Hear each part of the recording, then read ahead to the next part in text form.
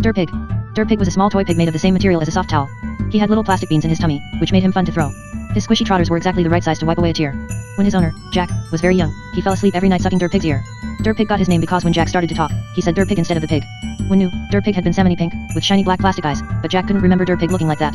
Dirtpig had surely always been as he was now, grayish and faded, with one ear stiff from all the sucking. Dirtpig's eyes fell out, leaving tiny holes in his face for a while, but then Jack's mum, who was a nurse, sewed little buttons in place of the missing plastic beads. When Jack came home from nursery that afternoon, Dirtpig was lying on the kitchen table wrapped up in a woolen scarf, waiting for Jack to take off the little bandage covering his eyes. Mum had even made Dirtpig a set of medical notes, DP Jones. Operation to attach buttons. Surgeon, Mum. After his eye operation, everyone started calling Dirtpig DP for short. From the time he was 2 years old, Jack would never go to bed without DP, which often caused problems, because when bedtime came, DP was usually nowhere to be found. Sometimes it took Mum and Dad a long time to find DP, who turned up in all kinds of places, hiding inside one of Dad's trainers or scrunched up in a flower pot. Why do you keep hiding him, Jack? Mum asked every time she found DP curled up in a kitchen drawer or hidden beneath a sofa cushion. The answer was private, between Jack and DP. Jack knew DP liked cozy spaces where he could snuggle up and sleep. DP liked doing exactly the same things Jack did, crawling under bushes and into hidey holes and being thrown up in the air, Jack by his dad, and DP by Jack. DP didn't mind getting dirty, or being dropped accidentally in a puddle, as long as he and Jack were having fun together. Once, when Jack was 3, he put DP in the recycling bin. When he'd heard Mum say the bin was for recycling, Jack thought it had something to do with bike rides, so he waited for Mum to leave the kitchen then dropped DP in there, imagining he'd have a little spin around when the lid was on. Mum laughed when Jack explained why he was peeking in the bin to try and catch the things moving. She explained that recycling meant something very different to going for a bike ride. All the things in the bin were going to be taken away and turned into other things, so they'd have a whole new life.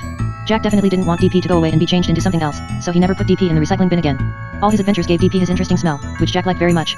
It was a mixture of the places DP had gone on his adventures, along with the warm dark cave under Jack's blankets, and just a trace of Mum's perfume, because she always hugged and kissed DP, too, when she came to say goodnight to Jack. Every now and then, Mum would decide DP had got a bit too smelly and needed a good clean. The first time DP ever went in the washing machine, Jack had lain on the kitchen floor and screamed with rage and fear. Mum had tried to show Jack how much DP was enjoying swirling around in the washing machine, but it wasn't until DP was back in the cave under Jack's blankets that night, soft and dry and smelling of washing powder, that Jack really forgave Mum. He soon got used to DP going in the washing machine, but he always looked forward to DP returning to his natural smell. The very worst that ever happened to DP was when Jack was 4, and lost him at the beach. Dad had already packed up the towels and Mum was helping Jack back into his sweatshirt when Jack suddenly remembered burying DP somewhere, though he couldn't quite remember where. They searched until the sun was setting and the beach was almost empty, and Dad got really cross, and Jack wailed and sobbed, but Mum kept telling him not to give up hope, and digging all around with her hands. Then, just as Dad was saying they'd have to leave without DP, Jack dug his bare foot into the sand and his toes hit something squashy. Jack pulled DP out, sobbing with happiness, and Dad said that DP was never to come to the beach again, which Jack thought very unfair, because DP loved sand, which was why Jack had buried him in the first place. Mum and Dad. Shortly before Jack started school, a letter arrived telling all the parents that the children should bring their favorite cuddly toy with them on their first day. Everybody in Jack's class brought a teddy, but Jack, of course, brought DP. Each child took his or her turn to walk up to the front of the class and explain what their cuddly toy's name was, and why they liked it. When it was Jack's turn, he explained why DP was called DP, and about the operation on his eyes, and about the day he got buried on the beach and was nearly lost forever. The stories of DP and his adventures made the class laugh, and when Jack finished talking, they all clapped. DP was easily the funniest and most interesting toy, even though he was one of the shabbiest. At playtime, Jack and a boy called Freddy played catch with DP. Just before the end of break, Jack dropped DP in a puddle. That night, DP had to go in the washing machine again. If Jack ever had a bad day at school, if he got a low mark, or had an argument with Freddy, or if somebody made fun of Jack's wonky clay pot, DP was waiting at home to wipe away a tear with his small, squishy trotters. Whatever happened to Jack, DP was there, understanding and forgiving, and carrying with him that comforting smell of home, which always came back, no matter how often Mum washed it off. One night, soon after he'd started school, a noise woke Jack up. He felt for DP and drew him close in the dark. Somebody was shouting. The voice was a bit like Dad's. Then there was a crash and a lady screamed. It sounded like Mum, but not as Jack had ever heard her. Jack was scared. He listened for a few more moments, pressing DP against his mouth and nose, and he knew DP was scared too. Jack thought Mum and Dad might be fighting a burglar together. He knew the number you had to call for the police, so he got out of bed in the dark and crept out onto the landing. Still holding DP, he tiptoed downstairs. Dad was still yelling and Mum was still screaming. Jack couldn't hear the burglar's voice. Then the sitting room door banged open and Dad strode into the hall. He wasn't wearing his pajamas, but jeans and a jumper. Dad didn't notice Jack on the stairs. He opened the front door, walked out and slammed it behind him. Jack heard the noise of the car engine in the drive. Dad drove away. Jack crept into the sitting room. The lamp was on the floor and Mum was sitting on the sofa with her face in her hands, crying. When she heard Jack's footsteps she looked up, startled, then cried harder than ever. Jack thought she'd explain everything and make it all better, but when he ran to her she only hugged him very close, the way he held DP when he was hurt or sad. Changes. Dad didn't lie with him anymore after that. Mum and Dad explained to Jack separately that they didn't want to be married anymore. Jack told them he understood. He said that other people at school had mums and dads who didn't live together. He could tell that they needed him to be all right about it all, so he pretended he was. But some nights, after Mum had kissed him and closed the door, Jack cried into DP's limp body. DP knew and understood everything without being told. He knew about the hard lump in Jack's chest. His trotters wiped away Jack's tears. Jack didn't have to pretend in the dark with DP. Soon after Jack's 6th birthday, Dad took Jack out for a burger, gave him a big box of Lego, and explained that he'd got a job abroad. I can talk to you all the time, though, Jack, said Dad. You can fly on an airplane to visit me. It'll be fun, won't it? Jack didn't think it sounded nearly as much fun as having a dad around to play with, but he didn't say that. Jack was getting used to not saying things. Next, Mum told him it might be a good idea if they moved to be closer to Gran and Grandpa, who could take care of Jack when she needed to work late. She had a new job at a big hospital, and Grandpa had found them a lovely house with a garden, just 2 streets away from Gran and Grandpa's house. Gran and Grandpa owned a very naughty dog called Toby. Jack found Toby the dog funny. But will I have to leave school? Asked Jack, thinking of his best friend, Freddy. Yes, said Mum, but there's a school very near our new house. I know you'll love it. I don't think I will, said Jack. He didn't want to move and he didn't want a new school. Mum didn't seem to understand. Jack didn't want any more changes. He wanted to stay with his school friends and in the old house, where he and DP had had so many adventures. Gran and Grandpa talked to Jack on the phone. They told him how much they were looking forward to him and Mum coming to live near them, and what fun they'd have playing with Toby the dog in the park. So, Jack said it was alright, but he didn't really mean it. The only person who seemed to understand was DP. Jack knew DP would miss all their favorite hiding places, too. A few weeks after Mum had told Jack about the new house, Jack said goodbye to his teacher and Freddy. The next day the removal men came and took away everything that made the old house look like home and Mum drove Jack and DP 100 miles in their car. Jack had to admit the journey was fun. DP sat on Jack's lap and Mum and Jack played I Spy and stopped for pizza and ice cream halfway. Mum let Jack buy 2 gobstoppers out of the gumball machine, one for him and one for DP, although, as Jack explained to Mum back in the car, he'd have to eat DP's for him. He hadn't expected to, but Jack liked the new house. His bedroom was next to Mum's and there was a tall tree outside his window. Gran and Grandpa arrived 5 minutes after they did, with bags of food to fill up the fridge. The first thing Toby the dog did was to try and snatch DP out of Jack's hand. "No, Toby, you know DP's mine," said Jack. He shoved DP down the front of his jumper to keep him safe, but with his head sticking out so DP could see what was going on. The removal men lifted all their familiar furniture into the house. Mum and Gran put away all the kitchen things while Jack, Grandpa, Toby the dog, and DP explored the garden. It had lots of interesting hiding places and excellent high perches for DP, but Jack kept him close, because he didn't trust Toby the dog not to try and snatch him again. That night Jack held DP in bed, breathing in his familiar comforting smell, and they silently agreed that moving day hadn't been nearly as bad as Jack had expected. There were no curtains on Jack's window yet, and DP and Jack watched the leaves fluttering against the darkening sky outside, before they fell asleep. Holly Macaulay. When Monday arrived, Mum caught Jack trying to sneak DP into his school bag. "No, Jack," she said gently. "What if he got lost?" The thought of DP getting lost at a new school among strangers was dreadful, so Jack put DP back in his bedroom, but he felt very lonely and frightened as he approached the school gates. "I'm sure you'll have a lovely day," said Mum, hugging him before the bell rang and he had to go inside. Jack didn't say anything. He was frowning with the effort it took, not to look scared. The children in his new class all stared at him. They seemed bigger than the people in his old class. The teacher spoke to him kindly and asked his name. Then she asked the rest of the class to come to the front one by one, to show what they collected for the nature topic. Jack didn't have anything, of course, so he watched while people showed leaves, acorns, and conkers to the class. Then came break time. Jack found a corner where nobody would bother him. After break, the teacher told everybody to take out their reading books. She gave one to Jack. Then she told the children that today was a special day, because some older students were visiting the class. Everybody would get a partner who'd help them with their reading. The classroom door opened and in came lots of big children from the top tier. They were all grinning and a few of them waved at younger children they knew. Jack felt more scared than ever. One tall girl stood out from the rest. She had long black hair, which she tied back in a ponytail. She wasn't giggling behind her hand like a lot of the other big girls. She stood calmly while the teacher invited the older children to pick a partner.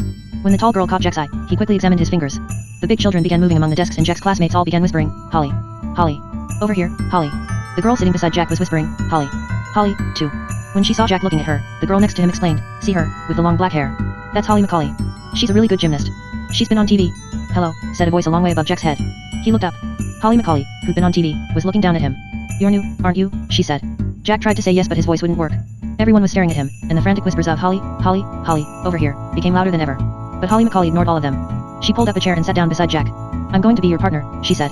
It might seem strange to compare a floppy little pig to a tall 11-year-old girl who'd been on TV, but not to Jack. DP had brought him friends on his very first day at his old school, and Holly Macaulay did the same for him at his new school. After just 1 hour with Holly as his reading partner, Jack was no longer the quiet new boy. He was the boy Holly Macaulay had chosen, the boy Holly Macaulay called my mate Jack when she saw him at the packed lunch table later. The rest of his class was impressed. They wanted to talk to him now. After he'd finished his sandwiches at lunchtime, a boy called Rory asked Jack if he wanted to play football. Rory knew lots of good jokes. When Mum picked Jack up at the end of the day, Rory tugged his mum over to Jack's mum, and the two mothers made arrangements for Jack to go and play at Rory's house later in the week. DP was delighted Jack had had such a good first day at his new school. He loved hearing about Holly Macaulay and Rory. Of course, Jack didn't have to say anything out loud. Snuggled under the blankets, with the sound of rustling leaves just outside his window, DP knew and understood everything without being told. Jack fell asleep with DP's bean-filled body against his cheek, his familiar smell mingling with that of the new paint in Jack's room. Holly's DP. All that term, Jack and Holly remained reading partners. The more he got to know her, the more he understood why his whole class wanted to be her friend.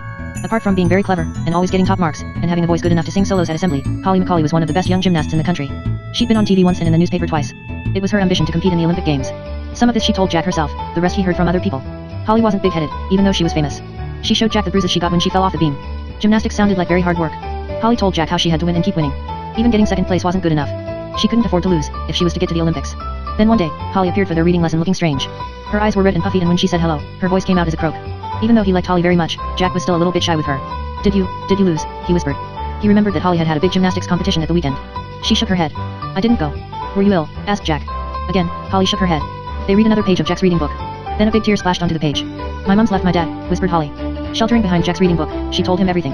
Holly's mum had told her to pack a bag and then driven her away to a flat while Holly's dad was still at work at the hospital. Holly didn't know when she'd next see her dad. She missed him. He was the one who usually took her to gymnastics competitions. Her mum had explained that she didn't love Holly's dad anymore. "They both want me to live with them," Holly told Jack in a whisper. "I don't know what to do." After reading hour was over and Holly returned to her own class, Jack wondered what had made her tell him all those secret, private things. Perhaps, he thought, he was like Holly's DP. Even though he hadn't said much, he'd understood. More changes. Jack had got used to Dad sending him postcards from all the different cities he visited for work. Mum stuck the postcards on the fridge where Jack could always see them. There was one with bridges over canals, and another of a town set high in the snowy mountains. Jack spoke to Dad by phone and texted him pictures of the drawings he'd done at school and his level 4 swimming certificate.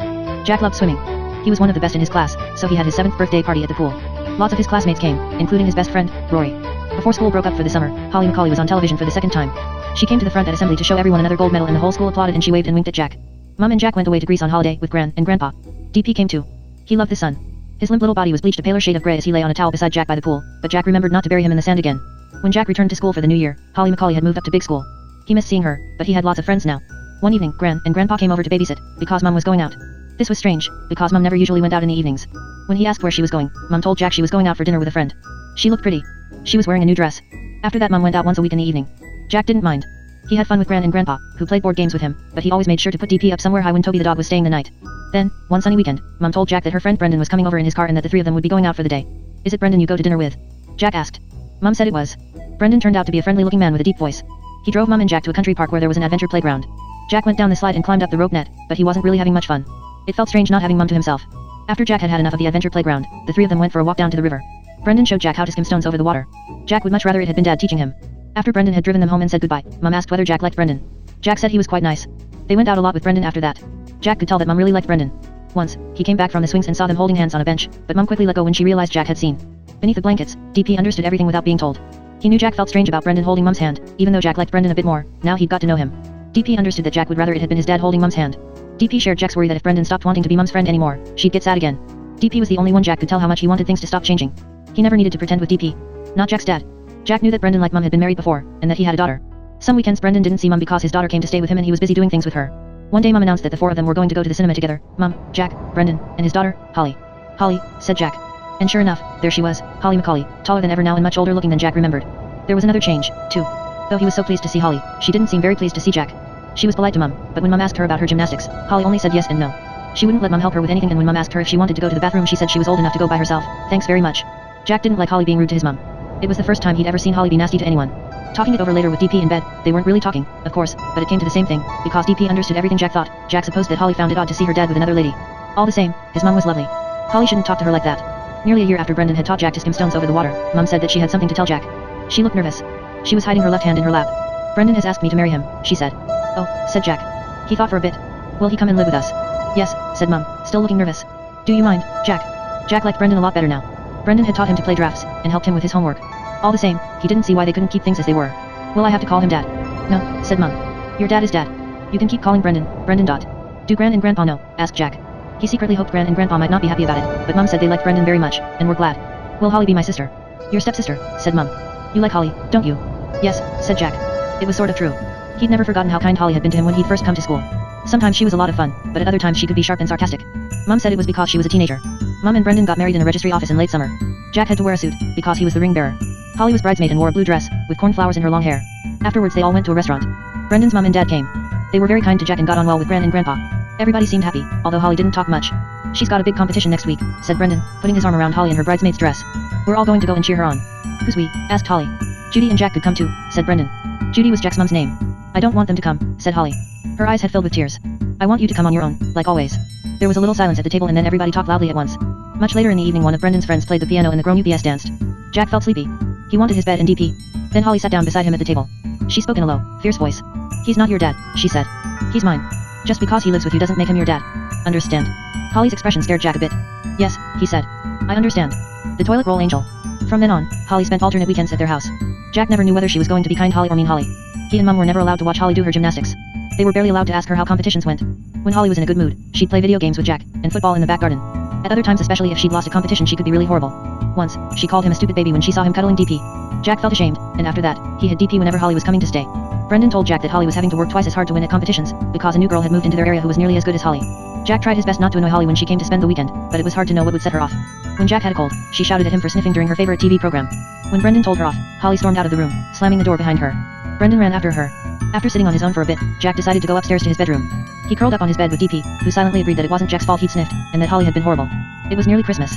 School broke up. Jack was excited because he'd asked for a new bike and so had his best friend, Rory. There was a good paved bit of play park near Rory's house and he and Jack were planning to race their new bikes there. When Mom took out the box of Christmas decorations that year, she showed Brendan the angel that had always sat on top of their family tree. Jack had made it when he was in nursery school. The angel's body was a toilet roll, its wings were made of card with glitter glued on, and it had a beard made of brown wool. Angels don't have beards, said Holly scornfully, when she saw Jack's creation on top of the tree. Mom and Brendan were in the kitchen when Holly said this. Why would anyone put an old toilet roll on a Christmas tree? My mom wouldn't put up stuff I made when I was a baby. She'd know I'd be embarrassed. Jack suddenly remembered how Dad always used to say and now for the finishing touch, and lift Jack up so he could put the toilet roll angel on the tree, last of all. For a moment, Jack wanted his dad to come home so badly it gave him a pain in his chest. This was the last time Jack was going to see Holly before Christmas, because Holly's mom was taking her away to visit relatives abroad. Jack was glad.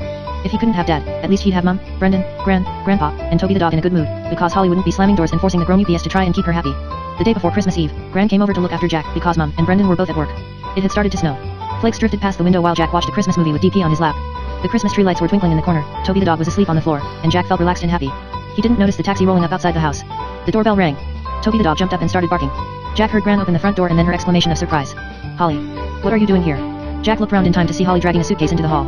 She looked furious and her cheeks were tear-stained. I thought you'd be on the plane by now, said Gran. I'm not going, said Holly. I want to see Dad. But he's at work, dear, said Gran, bewildered. Where's your mum?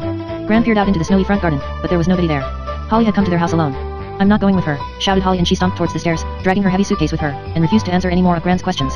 Gran phoned Brendan, who left work early, and then Holly's mum arrived. Her name was Natalia. Jack had never met her before. He went and hid in his bedroom, but he could still hear what everyone was shouting. It seemed Holly had lost a big gymnastics competition, and her mum had told her it was because she kept missing practices, and Holly had got very angry and run away from her mum at the airport. I suppose you encouraged this, he heard Natalia shouting at Brendan. Natalia finally left the house, crying. Holly had refused to go with her, insisting that she wanted to spend Christmas with her dad. Jack was now very hungry, but he didn't want to go downstairs until Mum was there. By the time Mum came home, Jack was fast asleep on his bed, DP clutched in his hand. Christmas Eve. Jack woke up on Christmas Eve holding DP as usual. For a few moments he lay quite still, thinking about the new bike he'd be getting the next day and feeling excited. He knew Mum would have already left for work, and that she had to work late this evening, but she had all of Christmas Day and Boxing Day off. Then he remembered that Holly was still here. He'd only just had time to wonder what she'd find to get angry about today, when there was an enormous crash from downstairs and Toby the dog started barking. Jack got up and went to see what had happened. When he entered the sitting room he saw the Christmas tree lying on the floor beside an overturned chair. Gran was trying to catch Toby the dog, who was ferreting through the decorations in search of all the chocolate ones he shouldn't eat. I was only trying to put my decoration on the tree, Holly was saying, half sorry, half defiant. She was holding an ornament she'd made at school and which she'd been attempting to hang near the top.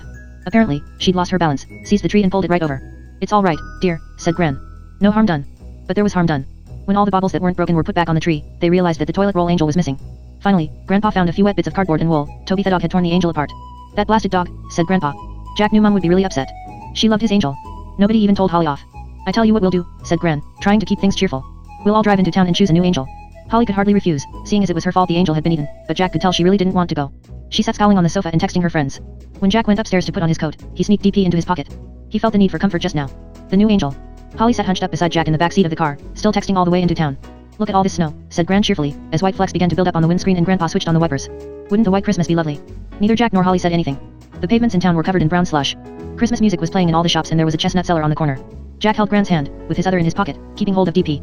Crowds bustled around them, all doing last-minute shopping. They went into a busy department store. There weren't many Christmas decorations left and they looked higgledy-piggledy because shoppers were picking them up and putting them down in a hurry. Here's a lovely angel, said Gran, grabbing the first one she saw. Jack didn't like the angel at all. He thought she was too fancy for their tree. She wore a gaudy purple dress trimmed with gold braid and had large plastic gold wings. Jack didn't think Mum would like her, either. She'd loved his toilet roll angel with a woolly beard. What do you think of her, Holly? Gran asked, but Holly shrugged rudely and kept looking at her phone. Gran didn't ask Jack. She led them to the checkout desk and bought the angel. Then they headed back to the car park through the cold slush and the bustling crowds. On the way back home in the car, Holly said, I feel sick. Maybe you should stop texting while we're in the car, dear, said Gran. Holly rolled her eyes and pressed the button to lower the window. An icy blast filled the back of the car and flecks of snow swept inside. I'm cold, said Jack. I need fresh air, snapped Holly. They reached the motorway. Jack was now shivering. He felt miserable and angry. Why did Holly always have to have things her way? Gran, I'm cold. Holly, close the window a bit, please, said Gran. Holly put the window up a fraction. Sleet and snow continued to blow into the car. It's still wide open, said Jack. Holly stuck out her lower lip, making a baby face, and pointed at DP, who Jack had pulled out of his pocket. Grandpa saw her do it in his rearview mirror. Enough of that, miss, he said. Wind up the window, please. Holly scowled and put the window up another bit. Then she turned to Jack, stuck out her bottom lip again and pretended to be a baby rubbing tears from its eyes. Jack didn't believe Holly really felt sick. She just wanted to be nasty. She was ruining Christmas Eve and she'd probably ruin Christmas Day, too, snapping at Jack and making herself the center of attention. She kept silently taunting him with the baby face. The hard, tight ball of anger in Jack's tummy burned suddenly red hot. Loser, he whispered. Holly stopped making the baby face at once. Shut up, she growled. Jack didn't care that he'd made her even angrier. She was ruining everything. She was rude to Mum, Gran and Grandpa. She'd come to stay when he didn't want her. It was all her fault Toby the dog had eaten his bearded angel. He wanted to punish her for spoiling Christmas and he knew exactly how to do it. There was nothing Holly hated in the world more than losing. Loser, said Jack, more loudly. Jack, said Grandpa sharply from the driver's seat, I hope you didn't just say what I think you said. Jack didn't answer. He could tell that Holly was on the verge of tears now and he was glad. He was sick of her bullying. He didn't care about keeping the peace. He'd had no dinner last night because of Holly. He was tired of having to tiptoe around her. She suddenly pressed the window button, lowering it all the way to the bottom again, so that an icy gale blew through the car. Holly began Gran. I'm going to be sick, said Holly. Jack knew she was doing it in revenge. So he did something that he'd seen people do at school. They used their thumbs and forefingers to make an L shape and held it up to their foreheads. The L stood for loser. He made the L shape, held it up, and glared at Holly. So fast that he had no hope of stopping her, Holly leaned forward, seized DP out of Jack's lap, and threw him out of the open window. For a brief second Jack saw DP frozen against the steely sky, his little trotters spread-eagled, then he was whipped away out of sight. Lost. Jack yelled so loudly that Grandpa swerved dangerously. She threw DP out of the window, bellowed Jack. She threw DP out of the window. But Grandpa couldn't stop in the middle of the motorway. They drove on for what seemed like ages before he was able to pull over. Holly's arms were folded, her face was cold and set. She didn't seem to care at all about what she'd done. Once they'd stopped, Grandpa got out of the car, and ran back the way they'd come, disappearing into the snow, in the hope of rescuing DP. Grandpa will find him, said Gran, but Jack didn't believe her. He tried to get out of the car to look for DP himself, but Gran made him stay inside. Jack began to yell and cry. He had to have DP back. DP was the only one in the whole world who knew everything, who always cared and never changed. He needed DP, he had to have him, and DP needed Jack, because only the two of them understood each other, and now DP was lying lost on the motorway, believing Jack had left him forever. Jack kicked the back of the driver's seat, still yelling in rage, and tried to punch Holly. Jack, said Gran, shocked. Calm down. We'll find DP. A police car drew up and parked behind them. The policeman got out and came to ask Gran why they'd stopped. Gran explained and the police went away again. Still Grandpa didn't come back. Cars whizzed past, more snow fell, and Jack looked out of the back window, sobbing. He couldn't get rid of the image of DP flying out of the car window, small and floppy and frightened as he cartwheeled away through the air. Grandpa had to find him. He had to. But when Grandpa came back to the car, he gave a little shake of the head as he looked into Gran's eyes, then turned to Jack and said, I'm sorry, lad. I think he's gone. After that, Jack was shouting and crying too loudly to hear anything anyone said to him. He couldn't stand feeling the car bearing him away from the place where DP was lying, lost and bewildered and wondering why Jack wasn't coming back for him. They drove home with Jack pummeling his fists against the door of the car, begging to be let out so that he could go back and find DP. When he got home Jack tried to run back up the street towards the motorway. Grandpa grabbed him and half dragged, half carried him into the house. Once inside, Jack ran up to his bedroom and began to throw things. He took all the toys he could reach from their shelves and threw them across the room. He ripped posters down from his walls. He pulled out drawers. He even overturned his desk. Gran came upstairs. Jack, stop it. Stop it.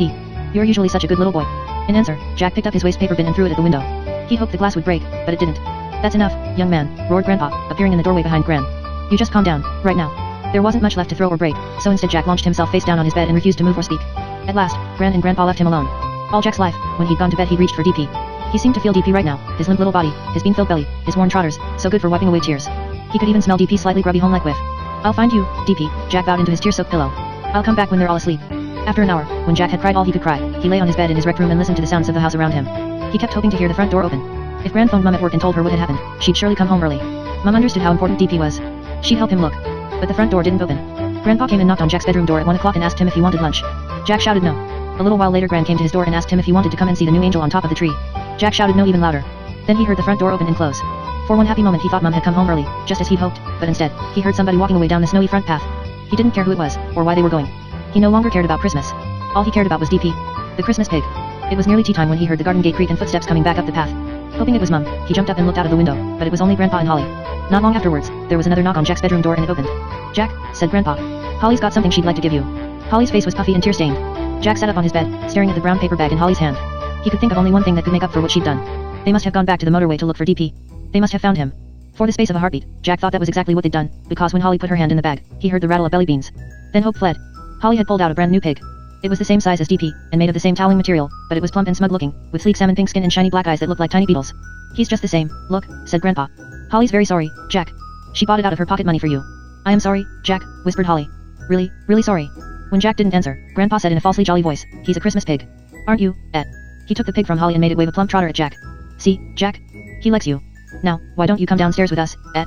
We'll have some tea and watch a movie. We'll hang up our stockings together. And don't forget your new bike, Jack. Father Christmas is probably loading it onto his sleigh right now. Come on, lad. Come downstairs, bring the Christmas pig and we'll all be friends. Jack got slowly off the bed and held out a hand for the Christmas pig.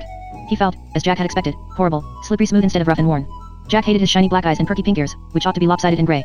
There's a good boy, said Grandpa. At these words, Jack went into his worst frenzy yet. They thought a brand new pig could be the same as DP, which showed how little they understood. DP was the only DP in the world and this new pig was nothing, nothing. Jack threw the Christmas pig on the floor and stamped on him, then he picked him up, held him by a trotter, and smashed him again and again into the wardrobe, finally grabbing his head and trying to pull it off. Jack, shouted Grandpa. That's enough, Jack. Holly ran out of the bedroom.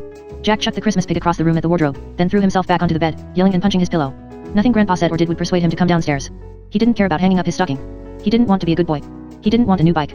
The only thing in the world he wanted was DP. Much, much later, he heard a commotion downstairs. From what Jack overheard, Toby the dog had dragged over the tree again in search of the last bits of chocolate and he appeared to have chewed up the new angel, too. Jack was glad. If he hadn't been so sad and angry, he'd have laughed. He wished he could rip up the whole of Christmas, and then perhaps they'd all understand how he felt knowing DP was lying lost on a motorway. Gran came upstairs and made him put on his pajamas before bed. Jack only did it so she wouldn't realize what he was planning. He got into bed in the room he'd done his best to destroy, with the posters still screwed up on the floor, the drawers still out of the desk and the Christmas pig lying in a heap at the foot of the wardrobe, and pretended he was going to go to sleep.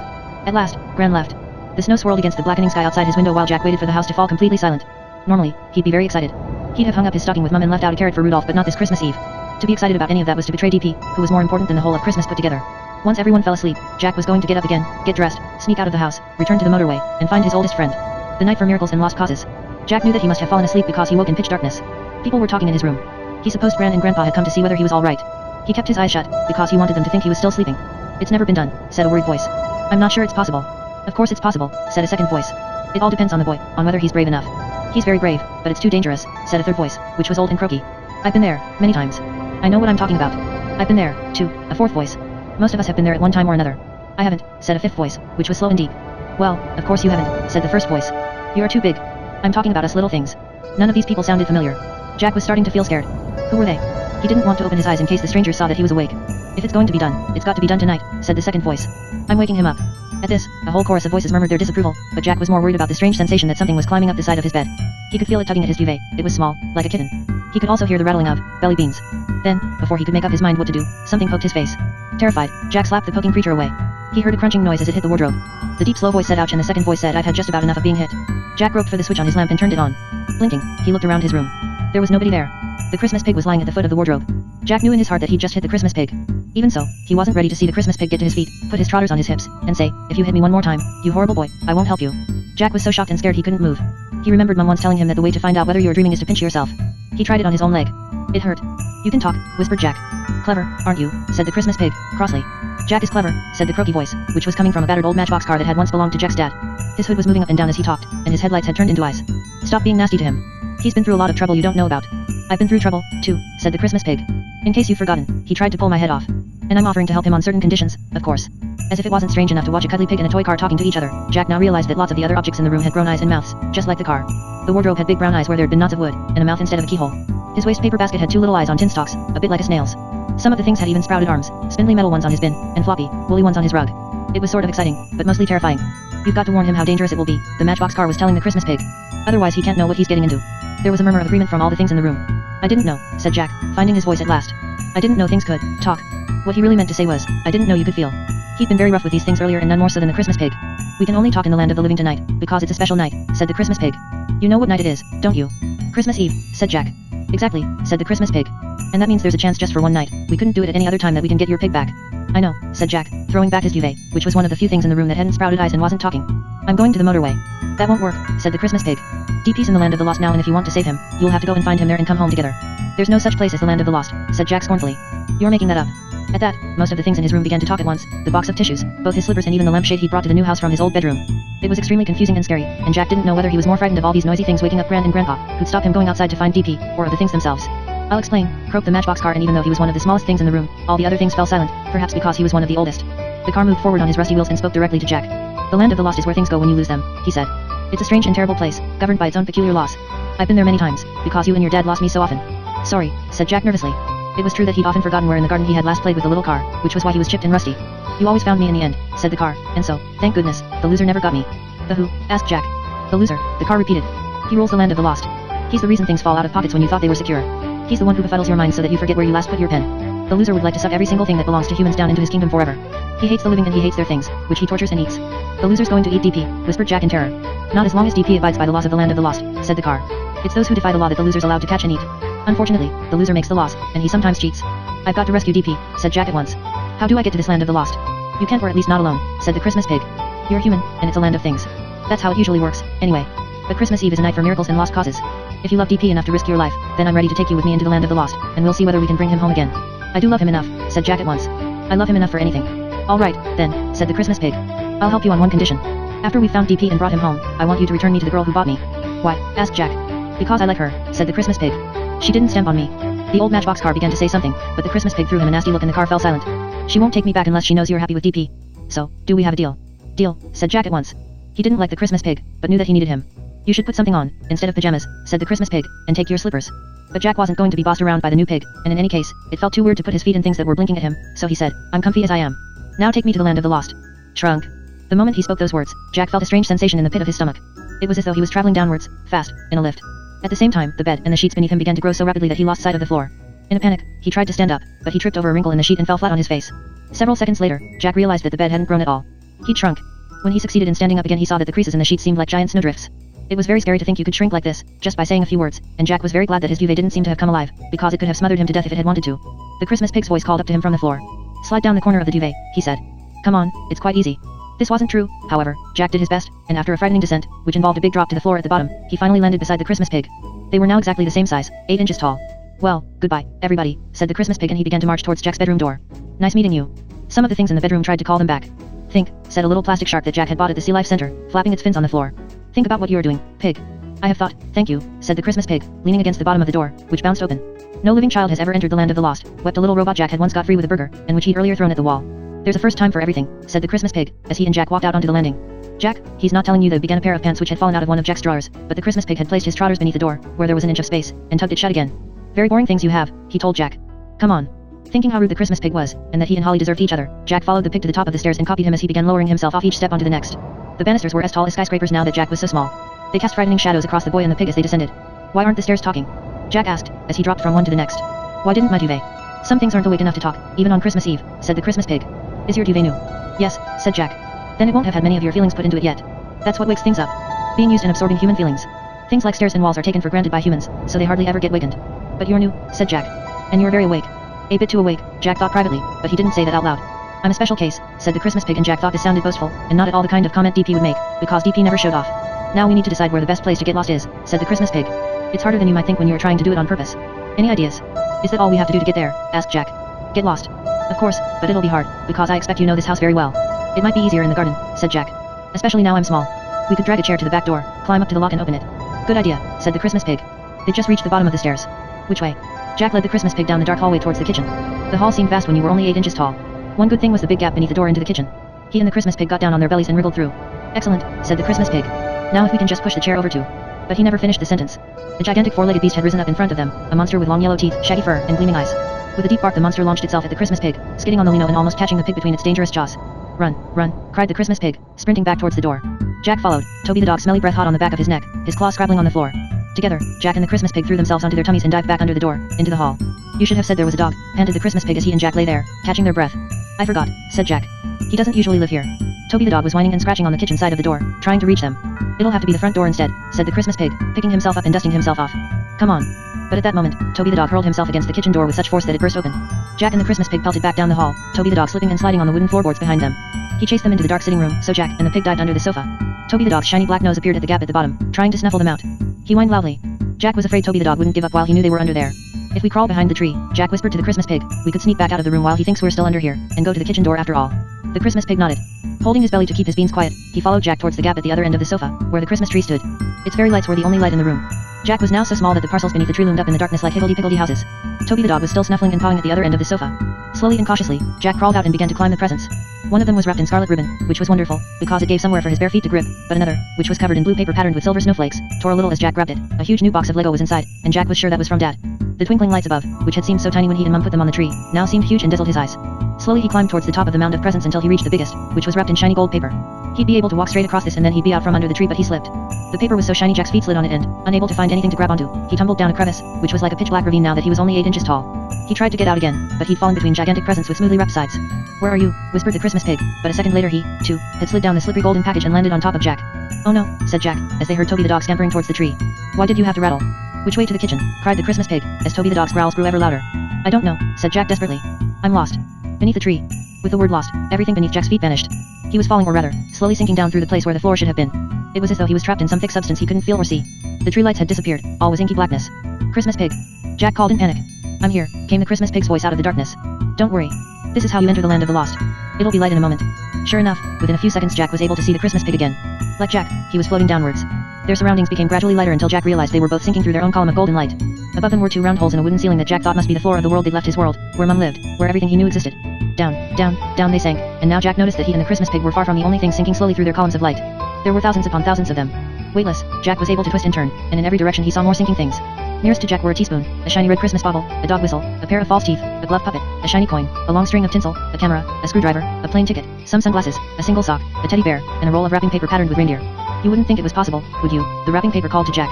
One of the reindeer on her surface was talking and blinking. 3rd time she's lost me this evening. I've rolled under the radiator, she's panicking, left the wrapping too late, as usual.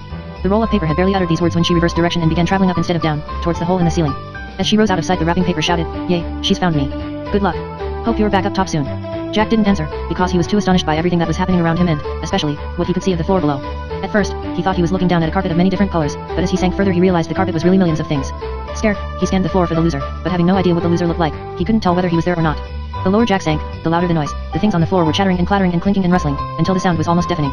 As their surroundings became lighter still, Jack realized that he was inside a gigantic building like a warehouse, with immensely high brick walls and many holes peppering the wooden ceiling. The things that had reached the ground, the rubber balls and diaries, the paper clips and tape measures, the cameras, pens and purses, were all jabbering away in their groups. Jack was so fascinated by everything he was seeing that his landing took him by surprise. His bare feet touched the warm wooden floor, and the Christmas pig landed beside him, in a pathway between a mass of jangling keys and an army of rustling umbrellas. "We'll need a ticket," said the Christmas pig briskly. "Come on." The Christmas pig led Jack off along the path between the keys on one side and the umbrellas on the other. They passed a knife, a skewer, and a long knitting needle. Jack could tell they were all important, because they each wore a peaked black hat with an L on it, which somehow stayed balanced on the tops of them even while they were hopping along. The things in the hats were patrolling the edges of the path, making sure the others remained in their groups and keeping the walkway free for things that had only just arrived. "Those are the loss adjusters," the Christmas pig muttered to Jack. "I've heard about them from things that have been here before. They're the loser's servants. They enforce his laws in exchange for not being eaten." A pair of long diamond earrings now landed in front of Jack and the Christmas pig. They were sparkling so brightly Jack had to squint to look at them. "Who's in charge here?" cried one of the earrings, in a grand voice. "We're very valuable," shouted her twin. "We require assistance." "Calm down, ladies," said a croaking tennis ball, bouncing up alongside Jack and the Christmas pig. The ball looked as though it had been chewed by a dog, and was very smelly. "I've been through this a load of times before, Ave. It looks a mess, but they're organized." The earrings seemed offended at being addressed by an object so filthy. "I think we're in the wrong place," cried the first earring, glittering as she turned on the spot, looking for assistance. "Where do the precious things go?" cried her sister. But nobody answered. To their right, the keys kept yelling up at the distant holes in the ceiling, saying things like, "I'm in your other coat, you idiot," or "You've left me in the lock again." The umbrella seemed quieter and sadder. Jack heard an old black one say, "I expect it's all over this time. He's left me on the train. He'll probably buy a new one." A tin opener in a black hat now approached, walking on metal legs. She had a small box around her neck and thin metal arms just below her handle. "Tickets," shouted the tin opener. "New arrivals, get your tickets here." "Let me do the talking," the Christmas pig told Jack, but before he could ask for a ticket, the diamond earrings pushed in front of him. "We're in the wrong place," said the first earring. "Where do important things go?" asked the second. "Jeweler's over there, by the west wall," said the tin opener, pointing. "But you need tickets first." Here she tore off 2 blue tickets from the little box hanging round her neck and gave one each to the earrings. "West wall," she repeated, because the earrings hadn't moved. "I don't think you understand," said the first earring. "We're made of real diamonds. You can't put us in with a bunch of common plastic beads," said the second earring. "Surely there's a place for valuables. Get along to your waiting area," snapped the tin opener. "Diamonds or plastic, it's all the same down here. We'll soon know how much you're worth up there." Clearly offended, the earrings wiggled off towards the west wall. The loss adjuster gave the tennis ball a blue ticket, too. "Dog toys are over there, between trainers and school books." It bounced away. The tin opener then turned to Jack and the Christmas pig. "Have you just arrived, too?" "Yes, we were lost together," said the Christmas pig. "We fell out of our owner's pocket." "Kids," snorted the tin opener, tearing off 2 more blue tickets and handing them to Jack and the Christmas pig. "They're responsible for half the things down here, careless little brutes. When it's quiet, we can hear them crying from up there. Ought to keep a tighter hold on Teddy if they don't want the loser getting him, shouldn't they?" "I suppose so," said the Christmas pig. "Nice workmanship," added the tin opener, looking at Jack. "Good detailing." "Thank you," said Jack nervously. "Children's toys are right over by the north wall," she added. "You'll need a lift, it's too far to walk." She gave a screeching whistle and an old roller skate came zooming along the path towards them. It was the size of a golf cart compared to Jack and the Christmas pig. They clambered inside, both just tall enough to see over the top. The roller skate trundled off towards the place where the toys were waiting and Jack felt a lurch of excitement. Any moment now, he'd be seeing DP again. Mislaid. They sped past lost playing cards, baby shoes, lip balms, and pencil cases, and all the while thousands upon thousands more lost things floated down through golden shafts of light from the holes above. As they neared the middle of the warehouse, Jack saw an enormous clock with 4 faces, positioned on a tall pillar so that everything could see it from wherever they were standing in the enormous building.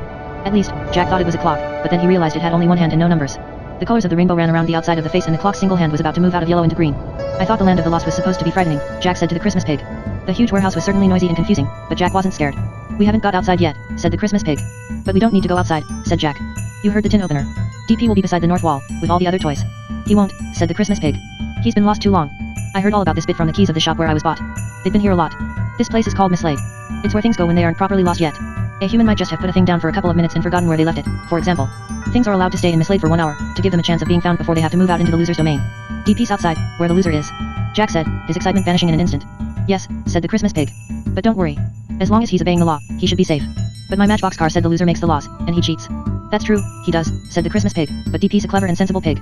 I'm sure he won't do anything silly." "How do you know DP's clever and sensible?" said Jack. "Because we're brothers," said the Christmas pig. "But you've never met him." "That doesn't matter. He's my brother, and I'm his. We're the same." "You aren't the same at all," said Jack, in case the Christmas pig was about to suggest they go home, and Jack keep him, instead. "No," said the Christmas pig. "I forgot, there's something about me that makes you want to pull off my head." "I told you I was sorry about that," said Jack. "No, you didn't," said the Christmas pig.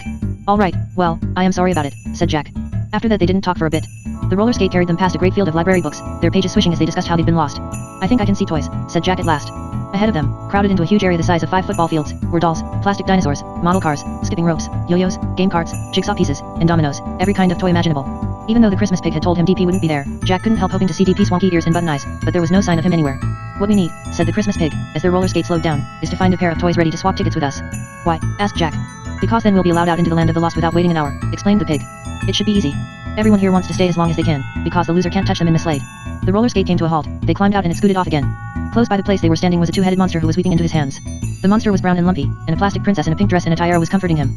I can't believe he hasn't found me, sobbed the monster.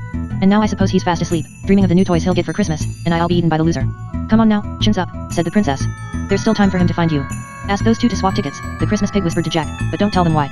They'll think it very strange that we're keen to leave Miss Slade. Go on, you look like another action figure, so they'll trust you. What reason should I give for swapping? Asked Jack nervously. The Christmas pig thought hard, wrinkling up his snout. Tell the princess you think she's very pretty, he suggested, and you'd like to protect her from the loser and you are willing to swap tickets to keep her safe a bit longer. Jack turned red. I'm not saying that. I'll do it, then, said the Christmas pig impatiently. He took Jack's ticket out of his hand and strode towards the princess and the two-headed monster, the beans in his belly rattling as he walked. Princess, Jack heard the Christmas pig saying, my friend has noticed your friend's distress. Being a gallant young action fig. At that moment a Jack in the Box burst open unexpectedly, which caused a lot of toys nearby to scream with fright. Jack was glad of this, because it meant he couldn't hear all the embarrassing things the Christmas pig was telling the plastic princess. Soon the Christmas pig was walking back towards him holding 2 green tickets instead of blue. Over the Christmas pig's shoulder, Jack saw the two-headed monster blowing him kisses. He felt his face burning and turned away. The princess said she didn't need protecting and was quite looking forward to an adventure, said the Christmas pig, but the monster made her swap with us. He wanted to kiss you, but I said you are too shy. Good, muttered Jack, taking his new ticket. We should be able to get out any moment now, with these tickets, said the Christmas pig. Aha. He pointed his trotter at the strange clock on the pillar. Its hand was moving from yellow to green. Now Jack realized that when the timer's hand reached a new color, everybody who had a ticket of that shade had to leave Miss Slade. Let's go, said the Christmas pig, as a multitude of things with green tickets began to move out of their enclosures and shuffle off towards the north wall. They all looked nervous. The Christmas pig squared his shoulders. This is where the real journey starts. Ready. Ready, said Jack, nodding. The 3 doors. The thousands of green ticket holders formed untidy queues. There was much jostling and pushing. Many things were still staring longingly up at the finding holes in the ceiling, hoping to be caught in a shaft of golden light and transported back up to the land of the living. Lost adjusters in black hats pushed them onwards with cruel laughs. Too late now, it's time for allocation. What does that mean? Jack muttered to the Christmas pig. I'm not sure, said the Christmas pig, but I think it must have to do with which part of the land of the lost we're sent to. They joined the queue behind a magnificent sapphire ring. Would you believe it? She was saying loudly to anybody who'd listen. She took me off to wash her hands and left me behind on the sink. Jack looked anxiously towards the front of the queue. At first, he couldn't see what lay there, but their line moved quickly and soon he realized that they were heading towards a long row of desks at which more loss adjusters sat, among them a mousetrap, a corkscrew, and a stapler. Beyond the desks were 3 gigantic doors. The first was made of plain wood, the kind you'd find on a barn or an outhouse. The second was made of shining steel, the sort you'd see on a safe or strong room. The last was made of shining gold and it was beautifully engraved with curling vines and flowers. Many of the things in the queues were pointing at this third door with longing expressions. One by one, the things who'd reached the front of the queues were called forward to sit at one of the desks. The loss adjusters asked them questions. Then, when the interview was over, the loss adjuster stamped their ticket and ordered them towards one of the doors. I'm worried, said the Christmas pig suddenly. What about? Asked Jack. About how we're going to get you past the loss adjusters without them realizing you're human, said the Christmas pig. The tin opener didn't realize, said Jack. But it wasn't her job to find out about you, or decide where you're sent next, said the Christmas pig. Quick, we need to come up with a story. What factory were you made in? I don't know, said Jack, trying but failing to think of a name that sounded like a factory's. Say the Dingle Down Factory, Birmingham, said the Christmas pig. That was my factory and they made action figures as well as cuddly pigs. Now, what are you called? Jack. Action figures aren't called Jack. We'll say you're Pajama Boy, with the power of sleep and dreams. I don't want to be Pajama Boy, said Jack. He sounds stupid. Then say you're called Jack and see what happens, whispered the Christmas pig fiercely, as they moved ever closer to the front of the queue. Now, how were you lost? I fell out of a boy's pocket, said Jack, copying what the Christmas pig had said earlier to the tin opener. And where are you now? Asked the Christmas pig. I'm here, talking to you, said Jack. The Christmas pig covered his face with his trotters. We'll be lucky if we aren't thrown straight to the loser. He removed his trotters again and said, it's your 11th bit that's been sucked down here into the land of the lost. You need to tell the loss adjuster where your plastic body is, see? Up in the land of the living. This was your plan, said Jack, frightened and a bit cross, because they were now close to the front of the queue. Tell me what I should say, quickly. But just then, an enormous commotion erupted behind them. The prisoner. 2 loss adjusters, a hole punch and a fork were dragging a small and muddy thing along between 2 queues, using the strong and spindly arms that so many things seemed to grow in the land of the lost. Their prisoner was so filthy that it was almost impossible to see what he really was, although he seemed free. Please, the prisoner squeaked. Please give me a ticket, let me stay for an hour. Oh please, give me a chance. Somebody might want me, oh, let me try. As the loss adjusters drew level with Jack and the Christmas pig, Jack saw what the sobbing prisoner was, a tiny, blue cuddly bunny who looked as though he'd lain in mud for days if not weeks. Jack couldn't understand why the loss adjusters were being such bullies to the poor bunny. The fork was poking him to force him along faster, and every time the bunny squealed in pain the hole punch laughed, opening and shutting so that little circles of paper flew from her like confetti. They dragged their prisoner straight past 2 of the loss adjusters' desks and headed towards what looked like a metal manhole cover in the floor, which Jack hadn't noticed before. You belong to the loser, you do, said the hole punch. Now stop making a scene in front of all these decent things would have got owners up top. Why are they treating him like that? Jack whispered to the Christmas pig, who merely shook his head, looking stricken. Is it because he's dirty? Jack asked, thinking of grubby old DP. What if DP had been treated like that when he'd arrived in Miss Slade? Never mind the bunny, said the Christmas pig, suddenly looking determined. This is your chance, Jack. Crawl.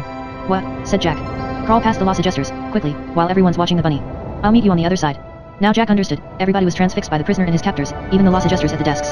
Jack sank to his knees, crawled past the sapphire ring and through the gap between 2 desks, towards a group of things which had already been allocated, and were standing in front of the wooden door. These things were far too interested in the fate of the prisoner to notice Jack had joined them. Standing up, he turned to watch what was happening to the bunny now. Please, he was squealing. Oh please, give me a chance. There are no chances for things like you, growled the fork, as the bunny struggled. Nobody wants you. Nobody cares you're lost. You're a surplus. The hole punch dragged aside the heavy manhole cover, to reveal a dark hole. The bunny gave frightened squeaks as the fork prodded him closer and closer to the edge. At last, the little bunny slipped and fell. They heard his cry of terror growing fainter and fainter, as though he was sliding away down a chute, and then his scream was silenced by the hole punch slamming the metal lid back over the tunnel entrance. The two lost adjusters straightened their black hats and hopped away, looking pleased with themselves. Slowly, all the things who'd watched this horrible scene began to talk again. A plastic comb standing beside Jack whispered, "Wasn't that dreadful?" He had an odd appearance, having one eye on each side of him, and was speaking from a gap between his prongs. "Yes," said Jack, "it was horrible." He felt as though one of them should have tried to help the bunny instead of watching him get thrown down the chute. He wished he'd done something, but then he might have been recognized as a living boy and perhaps made to leave the land of the lost before he could find DP. "It's disgusting, the way they treat surplus," said a battery standing beside the comb, keeping her voice low in case a loss adjuster heard. The Christmas pig had now reached the front of the nearest queue. The corkscrew loss adjuster, which had just sent the sapphire ring to wait beside the golden door, had a loud voice, so Jack was able to hear everything that passed between him and the pig. "Name?" asked the corkscrew. "The Christmas pig." "Where were you made?" "Dingledown Factory, Birmingham." "Date and place of alighting?" "This afternoon," said the Christmas pig, "in the Pendleton toy shop." "And they've lost you already?" "Tut tut," said the corkscrew. He examined a long list in front of him. "Christmas, Christmas, Christmas, Christmas, oh yes, here you are." "Christmas pig, oh dear, nobody seems to like you very much, do they?" "I'm a replacement," said the Christmas pig. "Ah," said the corkscrew with a smirk, twisting in his chair. "Yes. Replacements sometimes work out and sometimes not. In your case, I see it's not. But you're still brand new, so if anyone finds you they'll probably find a use for you. Charity shop, I expect. Wooden door." So the Christmas pig hurried to join Jack's group beside the wooden door, which now swung open. Horsey things. An icy blast of air hit them as they walked outside. To Jack's surprise, because it had been night when he'd left the land of the living, the sun was only just setting outside the warehouse. Snow was falling from a strange sky, which looked as though it was made of painted wood, though it was far, far higher than any ceiling in the land of the living. Jack could see a few distant finding holes in the wooden sky, but not nearly as many as there had been in the ceiling of Miss Slade. The land all around them was bleak and empty, a stony wasteland, which stretched away into the distance, with only clumps of thistles growing there. Between the barren ground and the swirling snow, it was the most unwelcoming place Jack had ever seen. He glanced over his shoulder at the wall of Miss Slade and saw to his amazement that the door they'd just come through had vanished. And then it struck him that there was no way back now, unless he found DP. He was starting to fear that the land of the lost was even stranger and more complicated than he'd first thought. For instance, what would the things who'd gone through the other door see when they got to the other side? And most importantly, which door had DP gone through? Then Jack heard the sound of hooves. He and the rest of the group, who apart from the comb and the battery included a little plastic ruler, a rubber in the shape of a panda, some shoelaces, and a pair of chopsticks, turned to see a number of horse-shaped things approaching. There were plastic ponies, a cuddly pink unicorn, a pottery cart horse, and, largest of the lot, a big wicker donkey carrying baskets of plastic fruit on either side of its saddle. At the head of all these different things rode another loss adjuster, a pair of kitchen scissors wearing two black hats, one for each of his handles. He was mounted, ends downwards, on a wooden horse with squeaky wheels. "Hurry up, get on," snapped the scissors. "No," he added sharply to Jack and the Christmas pig, who were headed towards two of the plastic ponies. "You're the biggest. You can share the donkey." So Jack and the Christmas pig clambered onto the donkey, which gave a groan and said, "Mind my wicker. It can snap, you know." Most of the other things had great difficulty mounting their horses. The comb, the battery, the ruler, and the chopsticks kept sliding off, and the scissors ended up instructing the shoelaces to tie them on. Just as everybody had successfully mounted, a wailing klaxon sounded from behind the wall of Miss Slade. "Oh dear," said Scissors, startled. "That's not good." "What does it mean?" asked the comb, sounding panicked. "It means," said Scissors, "that something is where it shouldn't be." Jack and the Christmas pig exchanged worried looks. Jack was sure the Christmas pig was thinking the same as him. Somehow, the loss adjusters knew Jack was there, even though he'd avoided questioning. "Will the loser come?" whispered the ruler, who was trembling. "Maybe," said the Scissors. "If a thing's disobeyed the rules, the loser will want to catch 'em and eat 'em. You disobey the rules, you become surplus, and surplus gets eaten. Always has, always will. That's the law." Scissors cast a sharp look over the group of things on their horses. "You've all been allocated right and proper, haven't you?" he asked. They all nodded and said yes. Scissors kicked his wooden horse on. Its squeaky wheels began to turn and all of them set off along a snowy trail that led around the outskirts of the wasteland. "Well, if you're lying, we'll find out soon enough," said Scissors in a grim voice. "The wicker donkey. Why is it still daytime?" Jack whispered to the Christmas pig as they set off, the wicker donkey creaking as it walked. "It was dark when we left my bedroom." "Time's different in the land of the lost," the Christmas pig whispered back. "They say an hour in the land of the living is a whole day in the land of the lost." The snow fell thickly and soon the shoulders of Jack's pajamas were cold and wet, although that didn't worry him nearly as much as the possibility that the loser was about to loom out of the darkness. However, nothing happened except that the battery slipped a little on her plastic pony, and the shoelaces binding her on had to tighten themselves. Even though the sky had that oddly painted appearance, it slowly darkened as they rode around the edge of the wasteland. Soon night had fallen. Jack only knew that Scissors was still leading them because he could hear the squeak of his horse's wheels. Jack whispered to the Christmas pig, "Where do you think they're taking us?" "I don't know," said the Christmas pig, "but we'll obey orders for now. All the things I've ever known have told me that breaking the loser's laws is the quickest way to get eaten. He lives out there," the Christmas pig added, pointing one of his trotters at the wide, stony wasteland. "That's the wastes of the unlamented." "What does unlamented mean?" asked Jack. "It means no human cares you've gone," said the Christmas pig, staring out over the bleak landscape. "It's where surplus goes, things that are unloved and unwanted and useless. They don't get any shelter. They just roam around on the wastes, until the loser catches them." "Well, DP definitely can't be on the wastes," said Jack. "He's more loved and wanted than anything down here, I expect." "No, he can't be out there," agreed the Christmas pig, looking away from the wastes at the dirt track ahead. "If we're lucky, he'll be wherever we're going. It must be a place for cheap things, by the looks of this group." "DP isn't cheap," said Jack at once. "He's very valuable." "He's valuable to you, but we pigs aren't expensive," said the Christmas pig. "I only hope nobody thinks it's strange when his identical twin turns up." "Oh, don't worry about that," said Jack. "You don't look anything like DP. He's a different color. His eyes have fallen out and he's got buttons instead. His ears are wonky and he smells better." Their wicker donkey creaked and swayed. The battery whimpered as she slid sideways off her pony yet again and the shoelaces gripped her even more tightly. "What do you mean, he smells better?" asked the Christmas pig. "I don't know, he smells like DP, that's all." "And how do I smell?" asked the Christmas pig. "A toy shop and carpet," said Jack. "It's a nothing smell." "Thanks very much," said the Christmas pig. After that there was silence except for the clip-clop of pottery and plastic hooves, the creaking of the wicker donkey, and the squeaking of the wheels on Scissors' horse. At last, Scissors shouted, "Welcome home." Out of the darkness loomed a battered wooden sign on which was written in flaky paint. "Welcome to Disposable. Disposable." Oh no, the shame of it," cried Comb. "We're disposable." "Not complaining, are you?" said Scissors in a menacing voice. "Because at least you are getting a roof over your head. There's plenty that don't. If you'd rather be surplus, it could be arranged." "No," whispered Comb, terrified, "I wouldn't rather be surplus." "Stop your whining, then," snapped Scissors. The town they'd just entered was comprised of low wooden buildings, all of which looked drafty and flimsy. A few feeble lanterns lit the snowy street. Scissors led the group to a hitching post, where he dismounted, tied up all their mounts and set the battery, the comb, the ruler, and the chopsticks free. "Howdy," said a cheery voice behind them, and everybody turned around to see a pair of spectacles bouncing out of a building with swing doors that was labeled Saloon. Spectacles was wearing a black Stetson with an L on it, and looked far friendlier than any loss adjuster they'd met so far. "Good to see you, friends," he cried, beaming, his nose pads flapping like a big mustache. "I'm Sheriff Specs." "Say, Scissors, we heard a rumor that the klaxon went off in Mislade an hour ago. Is it true?" "It's true, all right," said Scissors. "Some things where it shouldn't be." "Bless my hinges, that'll mean trouble," said Specs anxiously. He pulled a ragged duster out of thin air, wiped his lenses, then made it magically disappear again while peering more closely at the group. "All righty, I'll take these folks inside and give them the introduction. Have a shot of lubricant before you head off, Scissors." "No time," said Scissors. "But you might freeze up, riding back in these conditions." You've got a point," said Scissors, now looking towards the saloon. "And you've got to," said the sheriff, roaring heartily at his own joke. "Get it. Get it." He looked hopefully around at the group. Nobody laughed. Comb sniffed. "Follow me, then, folks," said Specs, and he led the way into the saloon. Scissors followed, right behind Jack. It made the back of Jack's neck prickle to hear his sharp points hitting the ground. The bar was lit by a single, flickering oil lamp. Moth-eaten velvet curtains hung at the windows and the wooden floorboards were stained. An old gardening glove was playing a mournful tune on a toy piano in the corner. In the ceiling was another finding hole, and right below it, taking up 2 seats, was an old tin lunchbox. "That there's Fingers, at the piano," said Specs, and Fingers the glove waved her thumb and went back to playing her sad tune, "and that there's Lunchy, sitting neath the finding hole." The lunchbox didn't say anything, but kept staring up at the dark hole in the ceiling, as though she could will a beam of golden light to appear and take her back to the land of the living. Jack couldn't blame her for wanting to leave this gloomy room. He looked around to see whether DP was sitting in one of the shadowy corners, but he wasn't there. Perhaps, Jack thought, he was asleep in one of the ramshackle houses they'd passed outside. He was wondering how soon he'd be able to sneak out to look, when Specs said, "All righty, then, why don't we all draw up a chair and get cozy?" They all sat down. The draft coming through the swing doors was icy cold and Jack was now doing his best not to shiver. He wished he'd done what the Christmas pig had suggested back in his bedroom, and brought a hoodie and some shoes, although he wasn't going to tell the pig that. "So, welcome to Disposable," said the sheriff. "We ain't got much in this town, but what we got, we share. Now, I understand." He glanced at the sniffing Comb. "Some of you ain't too happy to be here." "How could anything be happy to find themselves in Disposable?" said Comb, breaking into sobs. "It means our owners don't care about us." The chopsticks drooped a little at that things in the land of the lost seemed to become extra bendy, quite apart from having mouths and eyes and arms and the rubber panda side. "Now, that's not true, sir," said Specs firmly. "If nobody cared about you, you'd have been shoved down the waste chute and mislaid." "I thought I was special to him," sobbed Comb, ignoring Specs and pulling a single black hair out from between his teeth. "We've been together for years. I thought he cared."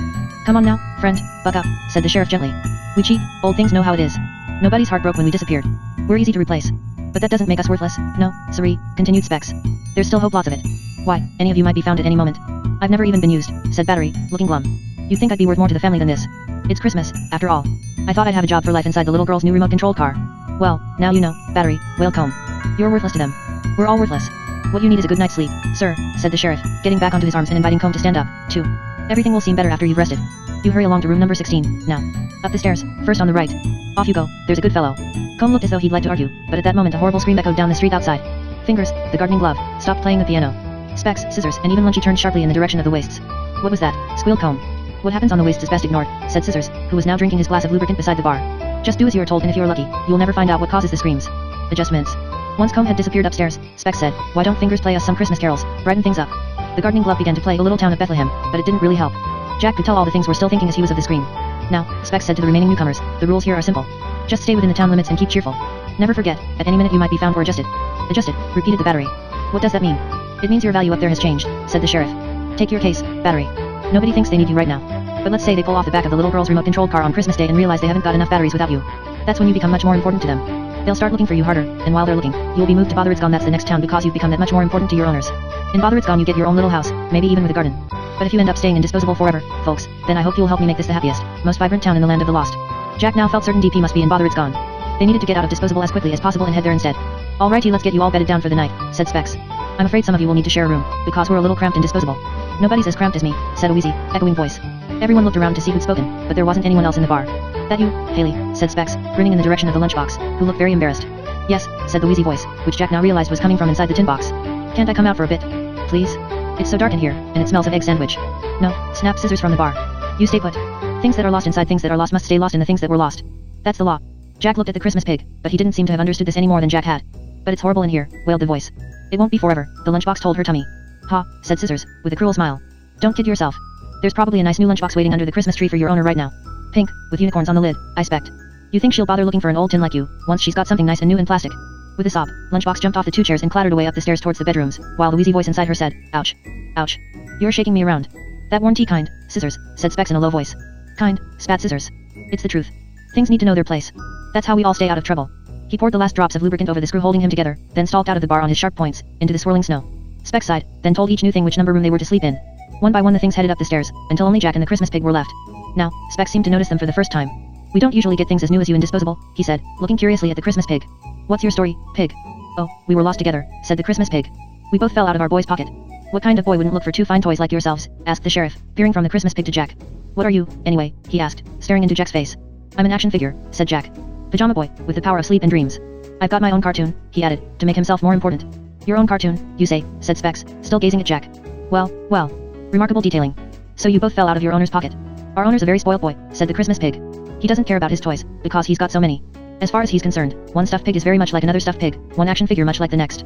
He's even been known to throw his things around and stamp on them," the Christmas pig added, with half a glance at Jack, who scowled. "Dearie me, I've heard there are such children," said Specs sadly. "Back in my day, children had fewer toys and treasured them. We'd never have seen such fine specimens as yourselves here in olden times. Let me walk you up to your room," Specs went on. "You won't mind sharing, since you know each other already."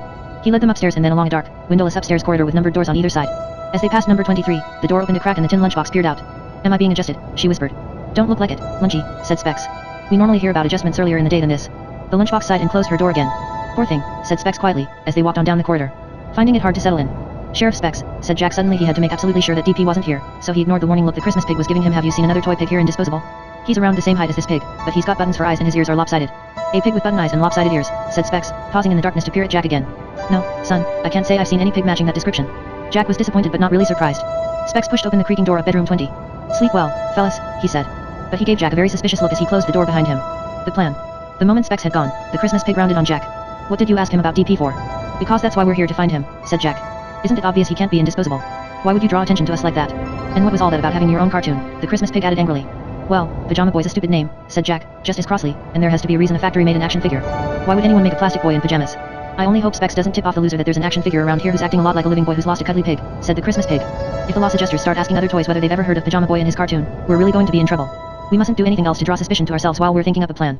As Jack couldn't think of a good retort to this, he sat down on the double bed, which made the mattress springs creak, and looked around. The room was lit by a single candle and the wallpaper was peeling. Cobwebs stretched across the finding hole in the ceiling. Clearly nobody had been found in this room for a very long time. Meanwhile the Christmas pig had moved to the cracked window and was staring down into the snowy street. Jack was far too worried about DP to sleep, so after a while he got up and joined the Christmas pig at the window. Snow was still falling thickly into the dark street outside. Scissors and the horses were gone.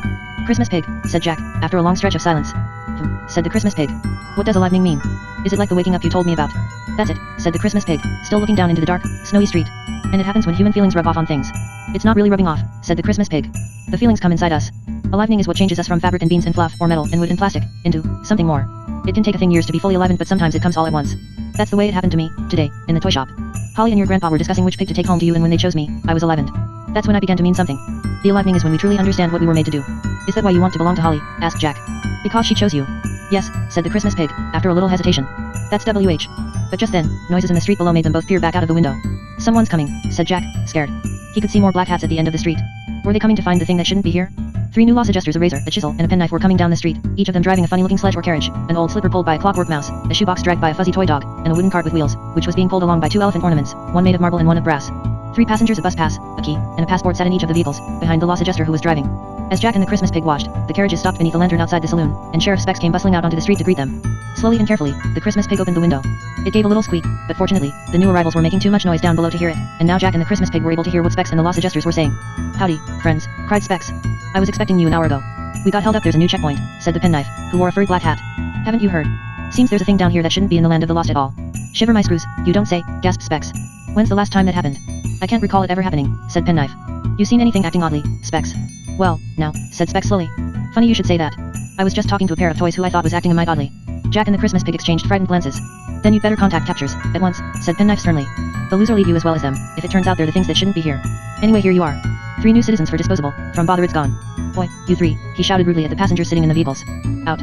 Now," said Specs, as the bus pass, key, and passport all climbed down into the street, where they stood huddled together, looking miserable. "There's no need to treat them rough, just because they've been adjusted. I'm in a hurry," snapped Penknife. "It's the usual story for these 3. They've all been replaced up there, so the trouble they caused is over. But I've got an order to adjust 3 of yours." Here he handed Specs his list. "Pokey," Specs read out loud.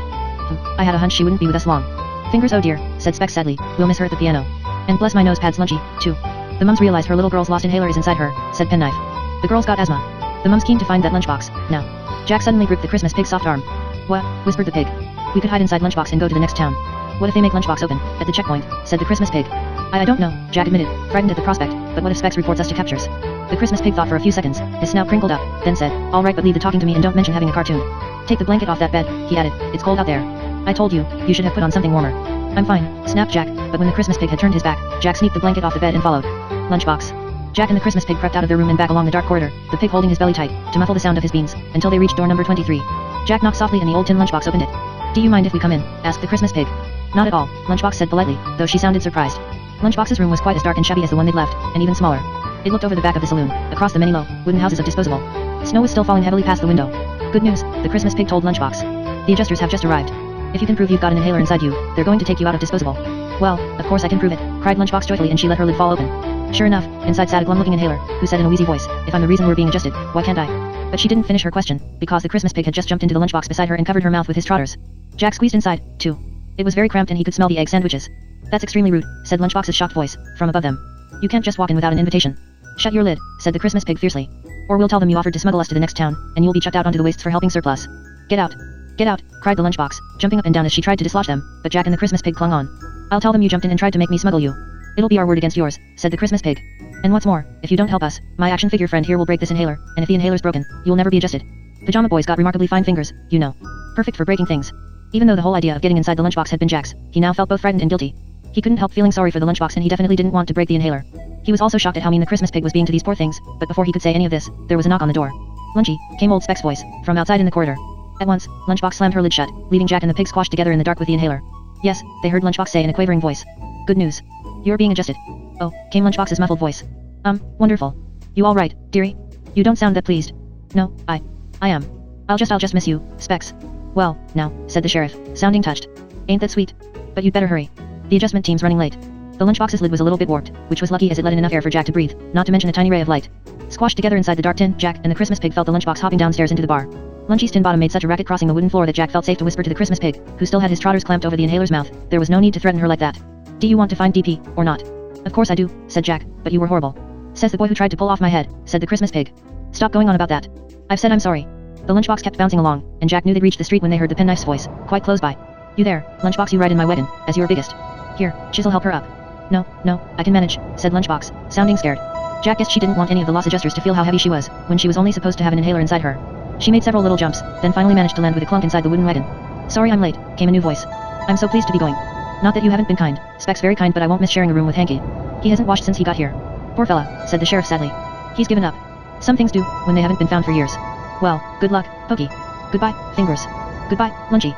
We'll miss you. So long, Specs, called Penknife. Mind you contact captures about those toys, now.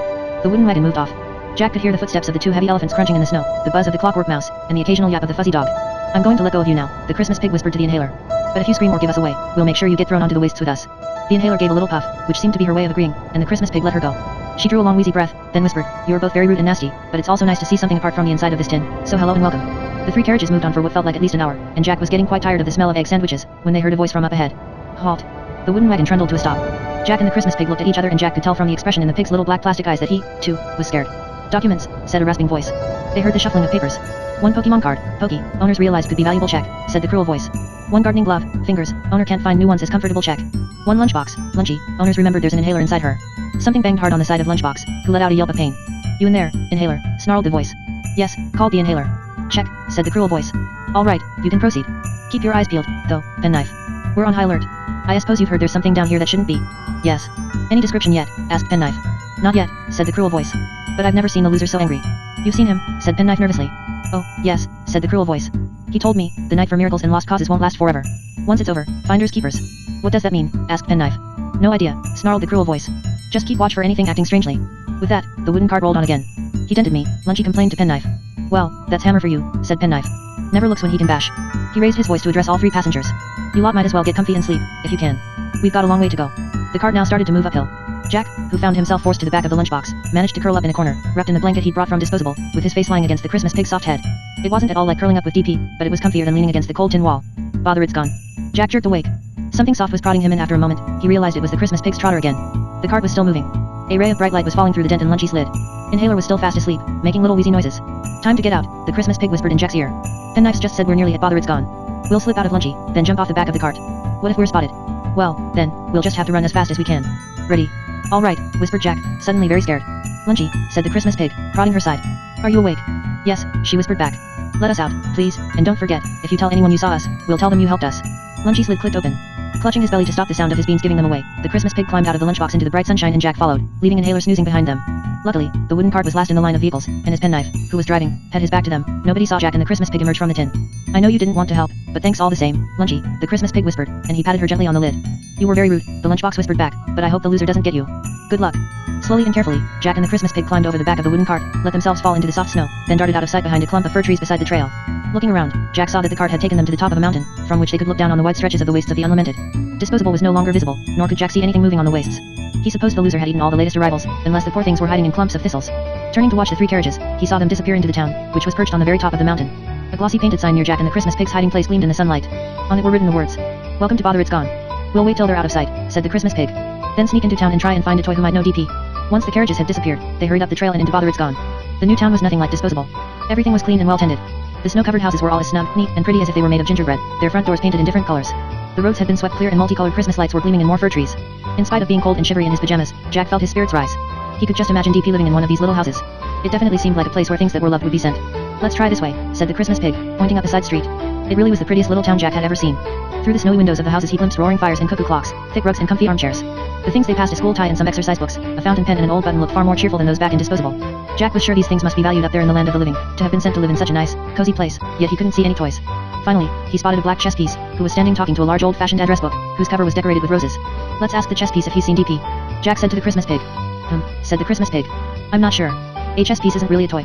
He's the closest thing we've seen, said Jack. Well, alright, said the Christmas pig. But don't mention having a cartoon. I know, said Jack. So they drew into a doorway to wait for the chess piece and the address book's conversation to end. In 5 minutes' time, Mr. Knight, alright, the address book was saying, in a voice that rang all the way down the street. Naughty Mr. Knight, I shan't let you miss another one. We're starting in the main square and I won't take no for an answer. The tour will finish up at the town hall, where the mayors most graciously agreed to show us round. 5 minutes, Mr. Knight, don't forget or I'll be very upset. Laughing gaily, the address book bustled off, leaving the chess piece behind. As soon as she'd disappeared, the chess piece started to hop off in the other direction, going so fast that Jack and the Christmas pig had to run to catch up. Excuse me, said Jack. Yes, panted the chess piece, coming to a halt. His top part was shaped like a horse's head. Have you seen a toy pig? Asked Jack. He's about the same size as this pig, but he's grayish, his ears are wonky, and his eyes are buttons. No, haven't seen any pig like that. You don't get a lot of toys in Bother It's Gone, said the chess piece. Now excuse me, please, I'm trying not to get roped into another one of Addie's tours. With these words he gave a little whinny and hopped off again, disappearing into one of the snow-topped chalets and slamming the door behind him. Addie the address book. Jack was very disappointed to hear that there weren't many toys in Bother It's Gone. Where could DP have been sent, then? But before he and the Christmas pig could discuss it, a loud whistle made them both jump. Jack was scared the whistle was some kind of alarm to tell the citizens of Bother It's Gone that something was there that shouldn't be. However, the whistle was followed by the unmistakable sound of a steam train approaching. Interesting, said the Christmas pig, wrinkling up his snout. Where's the train come from? Let's go and have a look. Jack and the Christmas pig hurried off in the direction of the train noises and were just in time to see it arrive in a little station in the middle of town. The train was royal blue and gold, and once it had chugged to a halt in another cloud of steam, the doors opened and several things tumbled out, including a gold wristwatch, a silver cup, and a bronze medal trailing a frayed ribbon. Look, it's her again, said the Christmas pig, pointing at Trotter. That address book. Sure enough, there she stood with her rose-patterned cover, handwritten pages swishing away the steam from the train. She spoke at the top of her voice, as before. How wonderful to see you all. You're in luck. Just in time for one of Addie's famous walking tours. Such a wonderful way to find out all about Bother It's Gone. Follow me, do. Jack could tell the new things thought they had to do as Addie said, even though she wasn't wearing a loss adjuster's hat, and so they fell into step behind her. I think we should follow, said the Christmas pig, and try and find out where the train came from, but let's be careful. There's something about that address book I don't like. So they followed Addie and the things that had just come off the train to a little square, where a further collection of things was waiting for the start of the tour. Jack saw the Pokemon card, Fingers, and Lunchy among them, all looking cheerful now that they'd seen what a pretty little town they'd come to live in. Allow me to introduce myself, cried Addie, rustling to the front of the crowd. My full name's Address Book, but you must call me Addie. As a long-standing resident of Bother It's Gone, and a close personal friend of the dear mayor, I like to conduct these little tours, to help everyone feel at home. Follow me, please, and if you've got any questions, don't hesitate to ask. She bustled off up a new street and everyone followed. Jack and the Christmas pig found themselves walking beside the gold watch they'd just seen get off the train. Just arrived, asked the watch as he wriggled along. Yes, said the Christmas pig. Didn't see you on the train. No, said the Christmas pig. We were adjusted from Disposable. Ah, said watch. That would explain it. The wristwatch had words engraved on his back, Jack noticed, to Bob, with love from Betty. Are you looking at my inscription? The watch asked Jack. Yes, said Jack, hoping it wasn't rude to look at a thing's inscription. Hey, sighed the wristwatch. Well, Betty and Bob don't love each other anymore, I know that much. The moment they told me I was being adjusted, I thought they've split up. Solid gold, I am, and Bob was very upset when he first lost me. But something must have changed, up there.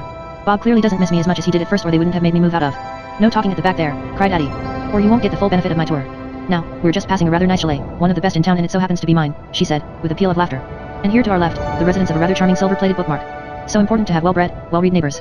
The previous occupant was a grubby old-school timetable, she added, with a shudder. What a dreadful impression it gave newcomers, to see him as soon as they arrived. Now, for those of you who've come here straight from Miss Slade, Addie went on, leading them round a corner, I should explain that there are 2 towns in the land of the lost, Disposable and Bother It's Gone. The hands on the watch's face bunched up at these words, giving him a puzzled expression. No, madam, he called out to Addie, from the back of the crowd, I think you've been misinformed.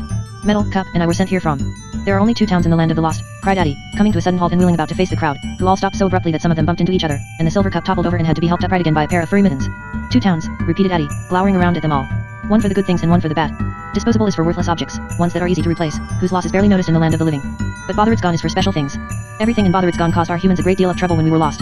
We are valued. We are important. I, for instance, continued Addie, spent 50 whole years in the possession of a lady up there. She wrote the names and addresses and telephone numbers of her family and friends inside me. I was the only place she kept this important information.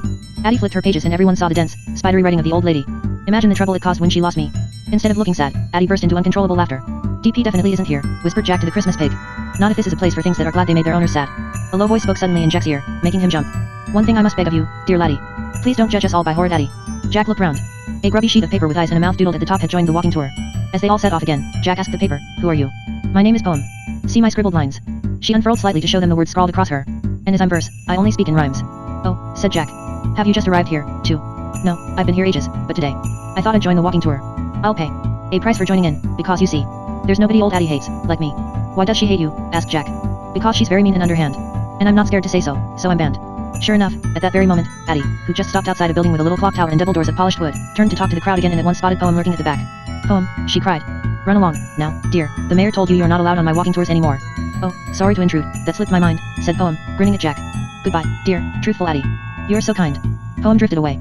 Addie hitched her white smile back onto her flowery face and said, a little tip for newcomers, you should avoid Poem, she's mad, quite mad. And she lives with somebody even madder. I've been trying to get them both adjusted to Disposable, but no luck so far. Now, I'm going to knock on the town hall's door, and if we're very lucky, the dear mayor will show us. But before Addie could knock, a square cheese grater came bursting out of the double doors, almost knocking Addie over. He was wearing a smart black tricorn mayor's hat, and behind him came an assortment of loss adjusters who looked slightly different to the usual kind. All wore black balaclavas, with the usual L badge on the forehead. Even though most of their faces were concealed, it was still easy to see what kind of things they were. One was a magnifying glass, another was a net, and the third was an enormous hobnail boot. Oh no, whispered the Christmas pig. It's the capture team. Trouble, roared the mayor, who was brandishing a piece of paper. The rumors are true. There are things down here that shouldn't be. I've just received a description, a cuddly pig and an action figure in pajamas. Mayor Cheese Grater. The mayor had barely finished saying pajamas when the Christmas pig seized Jack's arm and tugged him sideways up an alleyway. There being nowhere else to hide, the Christmas pig snatched the lid off a shiny silver dustbin with the mayor's coat of arms on it and both he and Jack jumped inside, pulling the lid back over themselves. Jack was so scared it took him a moment to notice how very clean the empty dustbin was. Apparently, even the insides of bins were regularly polished and Bother It's Gone. Settle down, they heard the mayor shout, because the crowd had begun talking loudly at his announcement. When there was silence again, the mayor said, now, listen. That pig and action figure are breaking the law, and when the law gets broken, it gives the loser an excuse to break the law back. 10 years ago to this very day, the loser came crashing into Bother It's Gone, kicking in the fronts of houses and lifting off roofs, and it's not going to happen again, not on my watch. Why did he come here last time? Said a terrified voice, that Jack recognized as Lunchie's. Because the last mayor broke the law, shouted the cheese grater. Mayor Pinking Shears was her name. She felt sorry for surplus, so she let some of it sneak off the wastes to hide in our attics. The loser got wind of what she was up to and he ran into town, smashing apart houses. He scooped up all the surplus and ate it, and gobbled up a few things that had done nothing wrong, as well, and last of all he grabbed Pinking Shears and took her off to his lair, screaming as she went, and she's never been seen again. That's when I became mayor, roared the cheese grater, and from that moment on, the law's been kept. Once a week the loss adjusters and I conduct a thorough search of this town, to make sure there's no thing here that shouldn't be. Right, everyone go straight home, and no loitering. Addie will tell newcomers where their houses are. You are to stay indoors until I give the all clear. Jack and the Christmas pig remained squashed up in the bin, which was a very tight fit, listening to the crowd dispersing. What if the gold watch tells them he saw us, whispered Jack. Or the poem. Or Lunchie. Then we'll be in deep trouble, the Christmas pig whispered back. But they all seemed like good things. Hopefully, they won't tell. After a few minutes, the tramp of things heading home had faded away. Now all that remained were the voices of the mayor and the capture team. They wouldn't be stupid enough to come right into the center of town, said the mayor confidently. I suggest we spread out and work from the outside in. The capture team agreed and they heard them moving away, calling to other loss adjusters to come and help search. The loudest noise of all came from the hobnailed boot, which made a menacing metal clunk with every step it took. That boot's name's Crusher, the Christmas pig whispered in Jack's ear. One of your socks told me about him. He's a favorite of the losers. Crusher's allowed to stamp all over things if he catches them. After that, even if they're found, they're too broken to be of any use. Jack slightly wished the Christmas pig hadn't told him this. Did you hear what that watch started saying? Before Addie stopped him, the Christmas pig went on. Yes, said Jack. He came from a third town. Which makes sense, said the Christmas pig, because there were 3 doors in Miss Slade. Exactly, said the Christmas pig. So DP must be in the last town, said Jack. Yes, he must, said the Christmas pig. You know, I think our best hope is to try and sneak onto that train and hide, and let it take us to the other town. But we'll wait until dark. We've got no chance if we get out now. And so they waited for nightfall. At last, when they thought it was dark enough, they tried to get out of the bin, but somehow, they'd become wedged in together. After a lot of wriggling Jack managed to clamber out, and then he had to tug quite hard on the Christmas pig's trotters until he came free, and they both toppled over onto a pile of snow, the Christmas pig on top of Jack. Thank you, panted the Christmas pig. Sorry about that. My beans had settled. It's okay, said Jack, who was now both chilly and wet again. He got up, brushed himself down and they crept off in the direction of the station, making sure to keep to the shadows. They'd only gone a short distance when the mayor's voice came booming suddenly over loudspeakers on every corner. Attention, all things. Attention, all things.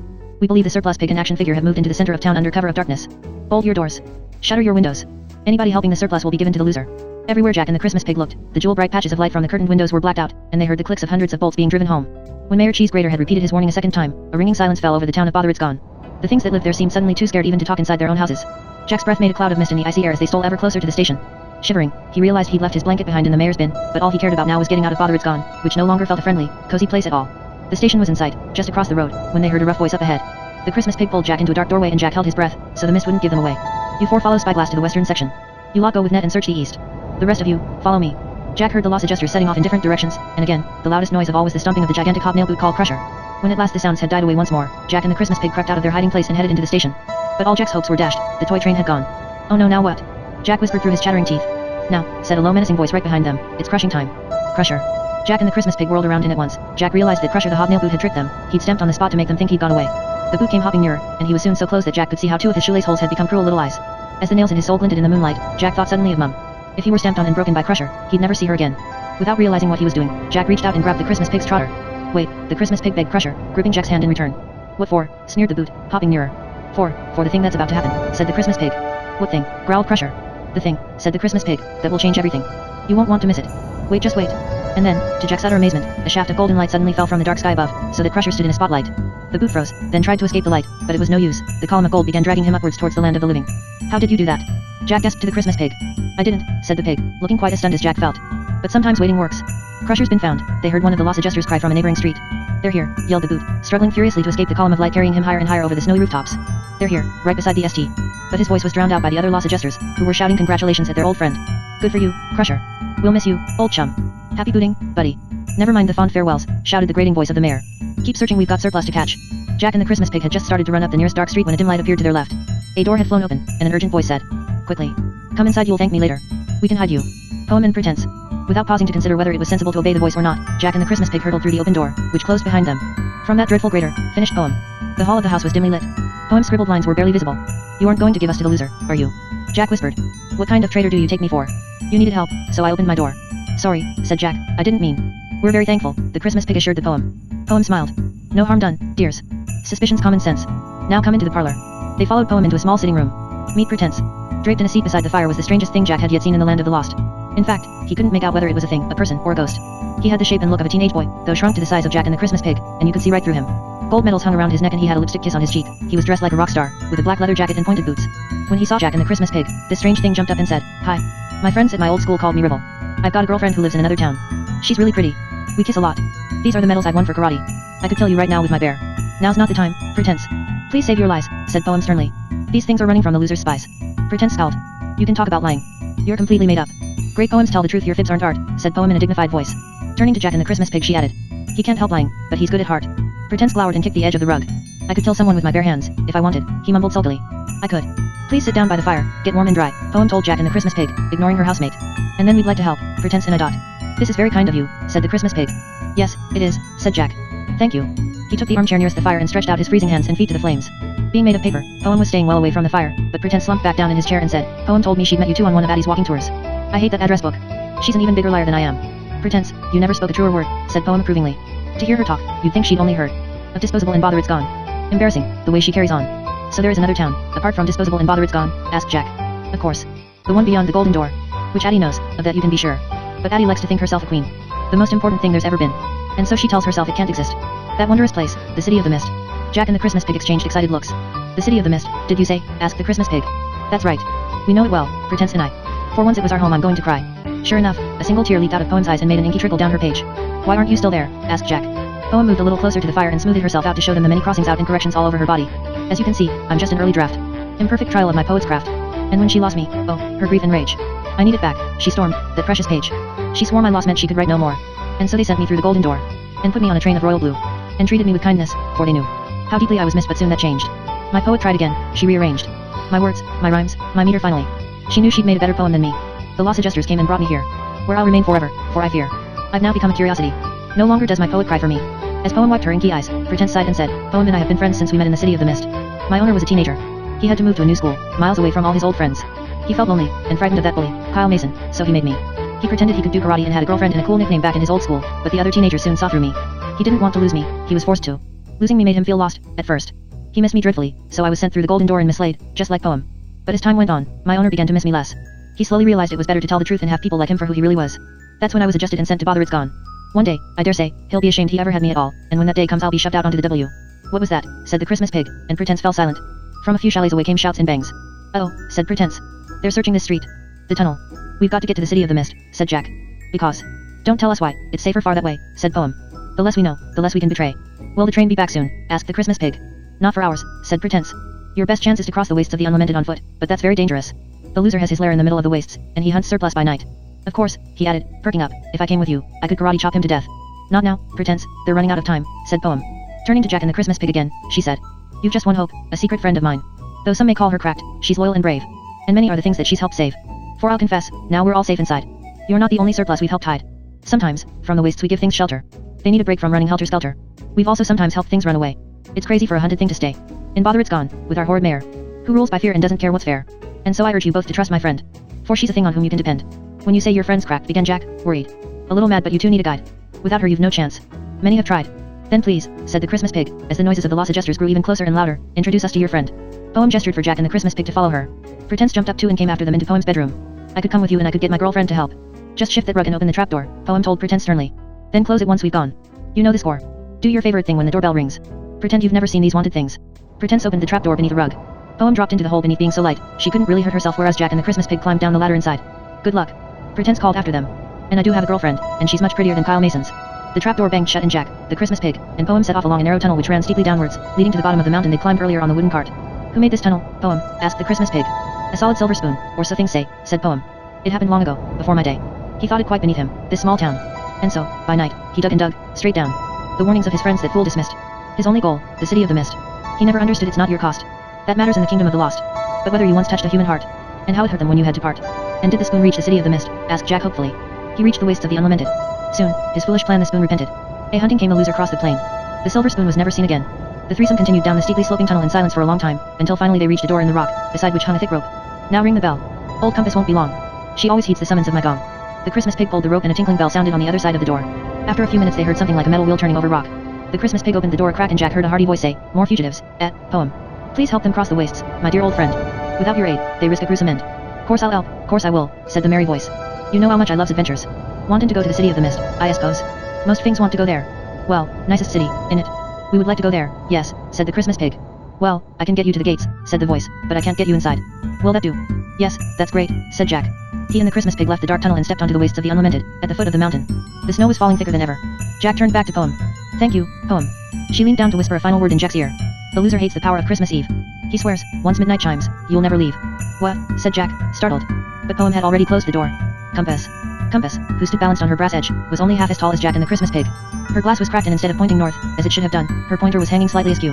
Jack was so worried by what Poem had just whispered that instead of saying hello to her, he turned to the Christmas pig and said, Poem says once it's midnight up there, I'll never be able to leave the land of the lost. Yeah, I've heard that rumor, too, said Compass, before the Christmas pig could answer. The loser thinks if he can stop you two being found before midnight, he'll get to keep you forever and ever. I don't know why, because that's not how it usually works. Lost is lost and found is found, don't matter when any of it happens. But Jack had an awful feeling he knew why the loser believed this, and he could tell by the expression on the Christmas pig's face that he did, too. If Christmas Eve was the one night in the year a living boy could get into the land of the lost, mightn't it also be the only night when a boy could return to the land of the living? But as Jack couldn't say any of this out loud without revealing to Compass that he was human, he kept quiet. What are your names, then? Compass asked, looking from one to the other. I'm Christmas Pig, said the Christmas pig, and this is Pajama Boy. He's an action figure. With the power of sleep and dreams, said Jack. Sniffed Compass. Well, you won't be getting much of either tonight. Sleeping's asking for your trouble. Off we go, then. And without further ado she rolled off so fast that Jack and the Christmas pig had to jog to keep up, slipping and sliding over the snowy rubble of the wastes. Jack's bare feet were soon very sore from running over the sharp, icy stones. Now, I've gotta warn you, there's some very strange things out here on the wastes, Compass called back to them. Some of them are nearly as bad as the loser himself. Really? Said Jack, nervously. Oh, yeah. See, nobody cares these things are gone in fact, some of them were lost on purpose, and I can't blame their owners. Some things really ain't worth keeping. She came to a sudden halt and turned to look at them, frowning. Oh, rattling. Oh, that's me, said the Christmas pig, who'd been clutching his stomach as usual, trying to stop his beans jumping around. I've got beans in my stomach. Well, keep them as quiet as possible, won't you? I'll try, said the Christmas pig, gripping his tummy even harder. They jogged off again. Compass's metal edge made so much racket rolling over the flinty ground that Jack thought it a bit unfair for her to tell off the Christmas pig for his tummy beans. As though she'd read his mind, Compass called back to them, it ain't ideal, being made of brass, because the loser's got very sharp hearing, but to tell the truth, I quite enjoy the thrill of it when he shows up. Don't worry, though, she added, seeing Jack's frightened glance at the Christmas pig. Nobody's ever been eaten while they've been with me. I love cheating a loser out of captures. He aids me, you know. How were you lost, Compass? Panted the Christmas pig. Dropped by a backpacker, said Compass cheerfully. As a matter of fact, that was the second time Ed dropped me. The first time, he cracked my glass and knocked my needle off its pivot, and I didn't work very well after that, so when he lost me again in a jungle, he didn't even bother looking for me. Now I'm rusting away at the foot of a banana tree and I doubt I'll ever be found. OOD want the broken compass. But you do know the way to the City of the Mist, panted Jack. He already had a stitch in his side, because he was running so fast. Oh yeah, don't worry about that, said Compass airily, although we might zigzag a bit, to keep life interesting. Anyway, I found new ways of guiding things since I arrived on the wastes. Can you guess what they are? No, said the Christmas pig, who was hurrying along as fast as his lower trotters could carry him. I make up stories with morals and I invent mottos. Would you like to hear one of my mottos? Yes, please, panted Jack, because he could tell that was what Compass wanted him to say. Nor west is all very well, but only the wise go sideways, said Compass proudly. Jack didn't understand this at all, so he was glad when the Christmas pig said, very true. It is, isn't it, said Compass, sounding pleased. And I can tell you a story with a moral, if you'd like. Oh, yes, please, said the Christmas pig breathlessly. There were once 3 compasses, said Compass, a big one, a medium-sized one, and a tiny one. The big one led the way up a mountain, and the medium-sized one steered a boat across the sea, but the tiny one got dropped in a vegetable patch. And the moral of that is, never make friends with a radish. Jack and the Christmas pig both made interested and impressed noises, which seemed to please Compass, and on they ran over snowy rock and loose stones, and the stitch in Jack's side hurt more than ever. They struggled on through the chilly darkness for what felt like hours. Every so often Jack or the Christmas pig would stumble and the other would help him up again. Their sleep inside Lunchbox seemed a very long time ago, but Jack was too frightened to be tired. Every now and then he'd see shapes looming up in the darkness and worry that they were the loser, or some of the strange things Compass had warned them about, but when they got closer, it was always clumps of thistles. Where's your blanket? Said the Christmas pig, noticing Jack shivering in his pajamas. I left it in the bin by mistake, panted Jack. I'm fine. If only they could get safely across the wastes without being eaten by the loser, they'd find DP. The thought of hugging Dirtpig's familiar squishy body and breathing in his friendly smell kept Jack running, in spite of the cold in his sore feet. Then a horrible moan came echoing across the wastes. Was that the loser? Gasped Jack in panic. Is he coming? Should we hide? No, said Compass, still bowling along. That's a pain. A what? Said Jack. A pain, repeated Compass. An Amon pain. Of course, their owners are delighted to get rid of pains, so they end up there on the wastes, roaming around in packs and bowling. I feel quite sorry for them, really. It can't be much fun being a. Compass rolled to a sudden halt again. 2 dark shapes had appeared ahead of them, blocking their path. The broken angel. The outlines of the shapes looked like a mother and a child to Jack, but he didn't trust his senses anymore and he drew close to the Christmas pig. Oh, goes there, shouted Compass. Who are you? Called a frightened lady's voice. Out of the darkness walked a Christmas angel. One of her wings was badly bent, her plum and gold dress was torn, and she was hiding her face behind her left hand. The little blue bunny they'd watched being forced down the chute and mislaid was leading her along. He was as filthy as ever, his fur clogged with earth. Why are you in your face? Compass asked the angel suspiciously. Because you'll run away if I show you, said the angel. Everything I've shown has fled, except for Blue Bunny. This is no time for concealment, said Compass sternly. How do I know you're not one of the loser's spies? The angel lowered her hand. Her head was cracked, her face broken. One of her eyes was missing. There was a great puncture hole in her cheek. When she heard Jack gasp, a tear leaked from her remaining eye. She covered her face again and began to cry. I know I'm ugly, she sobbed. A dog got me. But Jack hadn't gasped because he didn't like her face. He'd gasped because he'd just recognized her. That purple and gold dress, those chipped curls, those glittery plastic wings, this was their Christmas angel, the one Gran had chosen, and which Toby the dog had eaten. What Jack couldn't understand was why she was down here, in the land of the lost, if Toby the dog had destroyed her. Being broken's not reason enough to get sent to the wastes, said Compass, sounding even more suspicious. There's plenty of chipped and cracked things so precious their owners won't let them out of their sight. I was never precious to the family at all, said Broken Angel, trying to stem her tears. I was bought to replace an angel they loved. Bought in a hurry because the shops were crowded. The family didn't like me even when they bought me, I could tell. Jack felt horribly guilty. At least the angel had her hand back over her remaining eye, so she couldn't recognize him. They put me on the top of the tree, but none of the other decorations were friendly, she sobbed. They were all mourning the loss of the old angel, who was their friend and their leader. And then, the dog pulled over the tree, said Jack, without thinking. Yes, gasped Broken Angel in surprise. How did you know? I guessed, said Jack quickly. The tree fell, and so did I. I got tangled in the branches. The dog tried to drag me out but I was stuck, so he chewed as much of me as he could reach. When the family found the tree knocked down, and saw bits of my dress and my face on the floor, they thought the dog had eaten me, like the old angel. They didn't notice me hanging upside down at the back. They stood the tree up again and there I am, lost among the branches, out of sight. Nobody misses me, nobody cares, said the angel, starting to weep again. When they come to throw out the tree, they'll throw me out too. The Christmas pig stepped forward and put a trotter on the angel's shoulder, while the little bunny sadly stroked her remaining hand. I'm a replacement, too, the Christmas pig told her. It might yet be alright. They might find you and fix you. We need to get moving, said Compass, before the weeping angel could respond. Tag along if you like, she added, to the angel and the blue bunny. There's safety in numbers, but you'll need to keep up. The story of the blue bunny. And so they ran on. After a while, Jack noticed that the little blue bunny hopping along beside him was gazing up at him in admiration. I'm very sorry to stare, said Blue Bunny timidly, but you're so new and detailed. You must have been expensive. I haven't seen anything as fine as you on the wastes. The blue bunny was a badly made little toy, with lopsided eyes and arms sewn on at odd angles. What are you, if it's not a rude question? Asked the toy now. An action figure, said Jack. Pajama boy, with the power of sleep and dreams. I've got my own cartoon, he added, because the Christmas pig was now talking to Broken Angel, so couldn't hear. How wonderful, sighed Blue Bunny, his dark eyes shining. But why are you on the wastes? Surely your owner's looking for you everywhere. He's very spoiled, said Jack, repeating what the Christmas pig had told Specs. He's got lots of toys. He hardly noticed he'd lost us. That's awful, said the little bunny sadly. I never thought a toy like you would be so badly treated. The likes of me don't expect much, but you're different. Your own cartoon. You're famous. Didn't your owner like you? Asked Jack, because he didn't want more questions about his cartoon. He couldn't really think of any adventures that involved sleeping. No, sighed Blue Bunny. He won me in a raffle at the fair. Every ticket won a prize. My owner wanted the football, but he got me instead. He groaned when they handed me to him, then stuffed me in his pocket and took me home. He never played with me. I lay on a shelf until one day, one of his friends visited. The friend threw me out of the open window into a flower bed, as a joke. The bunny's voice broke. Nobody looked for me. Nobody cared. I lay in the flower bed for weeks. It rained. I was so cold, so wet, but I had no choice but to lie in the mud and wait.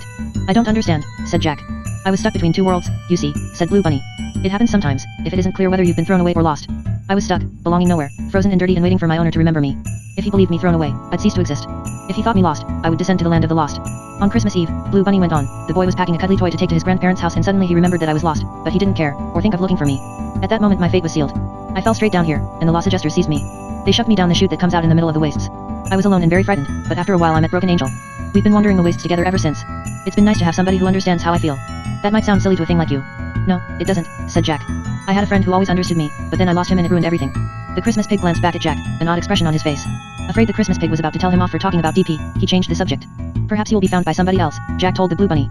Through the swirling snow he could see patches of darkness where no stars shone, which he was sure were openings onto the land of the living. No, I won't, sighed Blue Bunny. My body's still in the garden, covered in mud, barely visible. The family's gone away for Christmas. There's nobody to find me now. I belong to the loser, but Broken Angel and I have agreed to face the end together, and that's some comfort. Jack felt very sorry and wished he could take the little Blue Bunny home to his own bedroom, but he was starting to learn the laws of the land of the lost and was sure this wouldn't be allowed. Then, before anyone could say another word, noises exploded out of the darkness around them. Danger, yelled Compass, rolling back to them. Stick together and brace yourselves. It's the Bad-a-Bit Gang. The Bad Habits.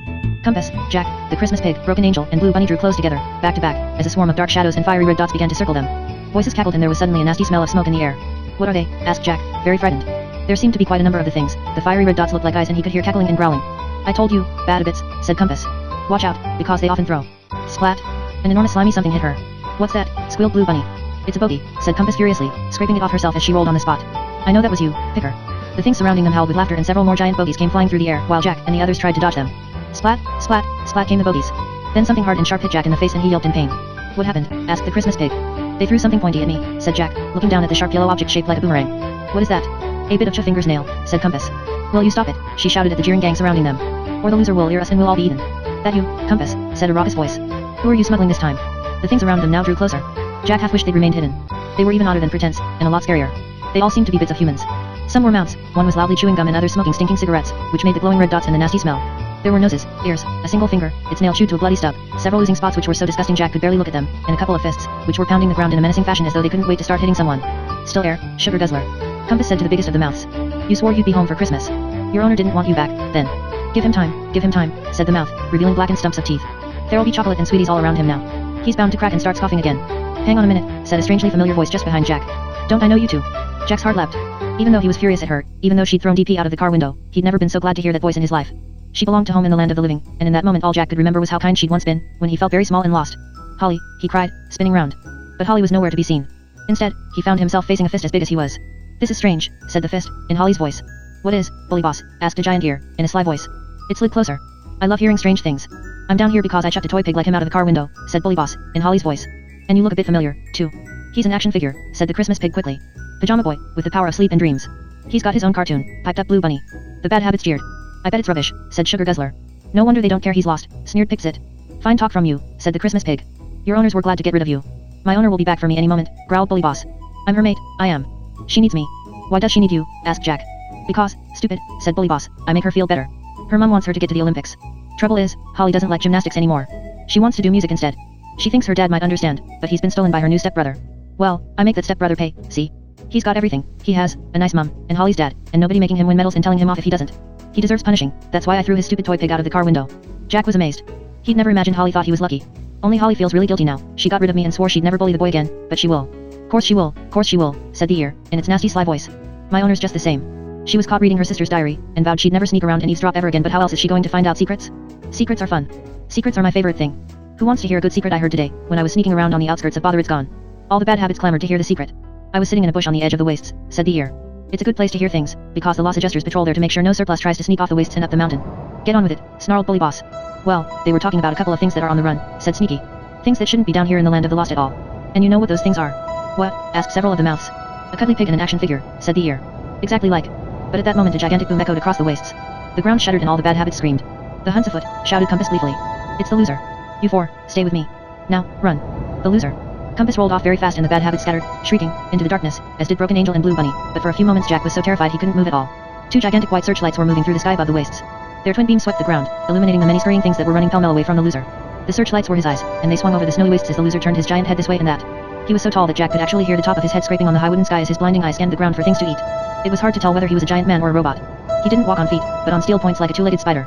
His body, his arms, and his legs were all covered in millions and millions of broken things, so that he glistened all over with cogs, springs, handles, aerials, buttons, lids, and other bits of the bodies he'd torn to pieces before eating. The loser let out a terrible cry that shook the ground and made the boulders tremble. It was a howl of fury but also of anguish, as though he'd lost something he loved and would never, ever get back.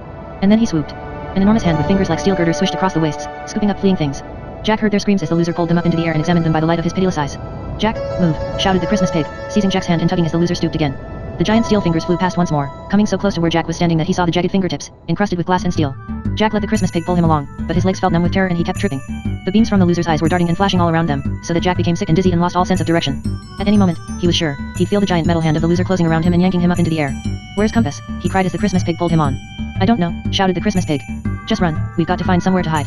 The loser screamed again and the spotlights of his eyes slid past them, grazing Jack's elbow. Jack heard Holly's voice somewhere out in the darkness.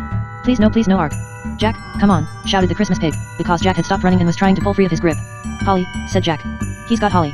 "It isn't Holly, you know it isn't Holly," said the Christmas pig, dragging Jack onwards with both trotters. "It was Holly's bad habit and you should be glad it's gone."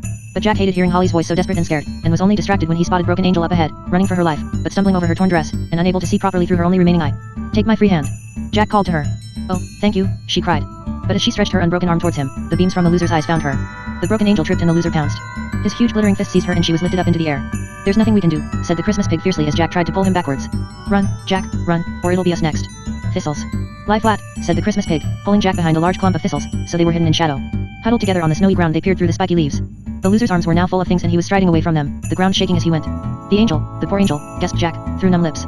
If only he'd been faster at grabbing her hand, she might not have been taken. "What happens to them? What does he do to them? Perhaps we can rescue them." "We can't," said the Christmas pig quietly. "He's taking them to his lair. That's where he tears them to pieces and sucks out the alive bit. Then, if he likes their bodies, he makes them part of his armor." "But what if they were found, now, up there," said Jack. "That would save them," said the Christmas pig, "but nobody's looking, Jack. Nobody cares that they're lost, they're even glad to be rid of them. What human would want a Christmas angel that badly broken? Who'd want a nasty nose-picking habit? But after the loser sucks out the alive part, and breaks up their body and makes it part of his body, what happens to the thing up there?" asked Jack. "The angel's still tangled in the tree, isn't she?" "Not for long," said the Christmas pig. "Once the loser has sucked out her alive part, she'll vanish, up there. There's no going back for a thing that's eaten by the loser. You're gone forever. It's what humans call death." Jack was so cold, tired, and scared. He wanted DP so badly and he felt so guilty about the angel, he couldn't keep back the tears any longer. He broke down. He tried not to make any noise, but he hadn't fooled the Christmas pig, who put his trotters around Jack and pulled him close. "We'll freeze unless we hug," said the pig gruffly. "We'll stay here, maybe get a few hours sleep, and then, when it's light, we'll try and find a way to the City of the Mist." "But how will we find our way without compass?" asked Jack. "I don't know yet," admitted the Christmas pig. "But we'll think of something." So Jack curled up beside the Christmas pig, who cuddled him, and slowly Jack began to warm up. He was still scared and miserable, but at least he was warmer. "Thanks, Christmas pig," he said, after a while. "You're welcome," said the Christmas pig, sounding surprised. After a short silence, Jack said, "It's a stupid name." "What is?" asked the Christmas pig. "The Christmas pig," said Jack. "It's too long. I wouldn't have called you that if I'd kept you. It isn't an everyday name." "What would you have called me, then?" asked the Christmas pig. Jack thought for a while. "Maybe CP, he said. Which stands for Christmas pig. CP, said the Christmas pig. "I like that. I could ask Holly to call you that, if you like," said Jack, yawning. "What do you mean?" said the Christmas pig. "When I give you to her," said Jack. "I don't understand," said the Christmas pig. "You made me promise to give you to Holly when we get back from the land of the lost. Remember?" "Oh," said the Christmas pig. "Yes, I remember." They lay for a while without talking, but Jack could tell that the Christmas pig wasn't asleep. "We'll still see each other," said Jack, now feeling drowsy, "when we get home. We might even all play together. You'll like DP." "I'm sure I will," said the Christmas pig. "We're brothers, after all." "Yes," said Jack.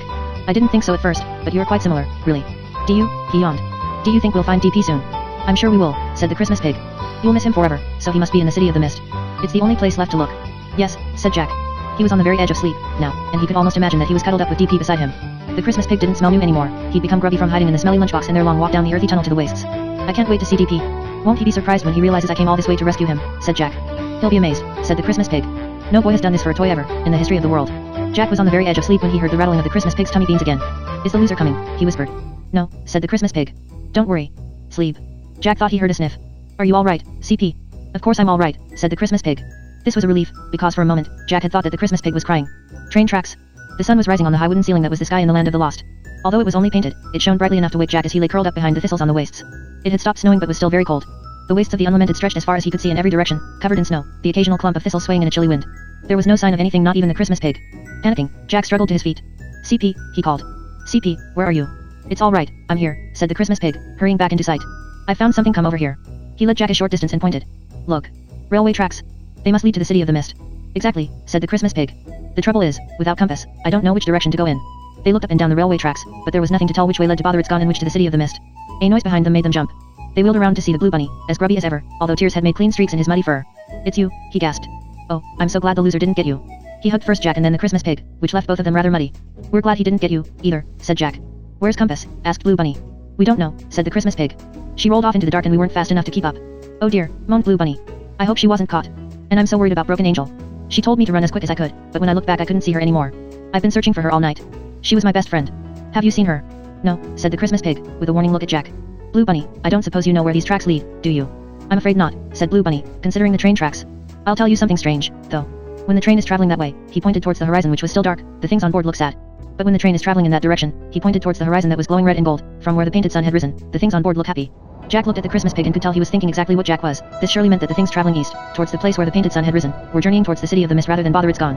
I think we'll take a stroll this way, said the Christmas pig, setting off along the train tracks towards the ever-lightening horizon. Do you mind if I come? Asked Blue Bunny. Of course not, said Jack kindly, so the bunny hopped after them. The city gates. They walked for hours along the train tracks towards the horizon and saw nothing ahead except more snow-covered ground and the tracks stretching into the distance. Jack kept glancing up at the painted sky. The Christmas pig had said that a day here was an hour above in the land of the living and Jack couldn't help thinking about Poem's warning that they had to leave the land of the lost before Christmas Eve ended. The idea of being trapped down here forever, waiting for the loser to catch him, was dreadful. But Jack was certain that if he found DP, then DP would make everything alright, just as he'd always done, so he kept walking as fast as he could along the train tracks, following the Christmas pig. The painted sun high above them slid slowly across the wooden sky and began to descend into more dark cloud. It started to snow again. At last, the Christmas pig stopped, his trotter shading his little black eyes. Jack, can you see something? He whispered. Something, sparkling. Jack peered towards the horizon.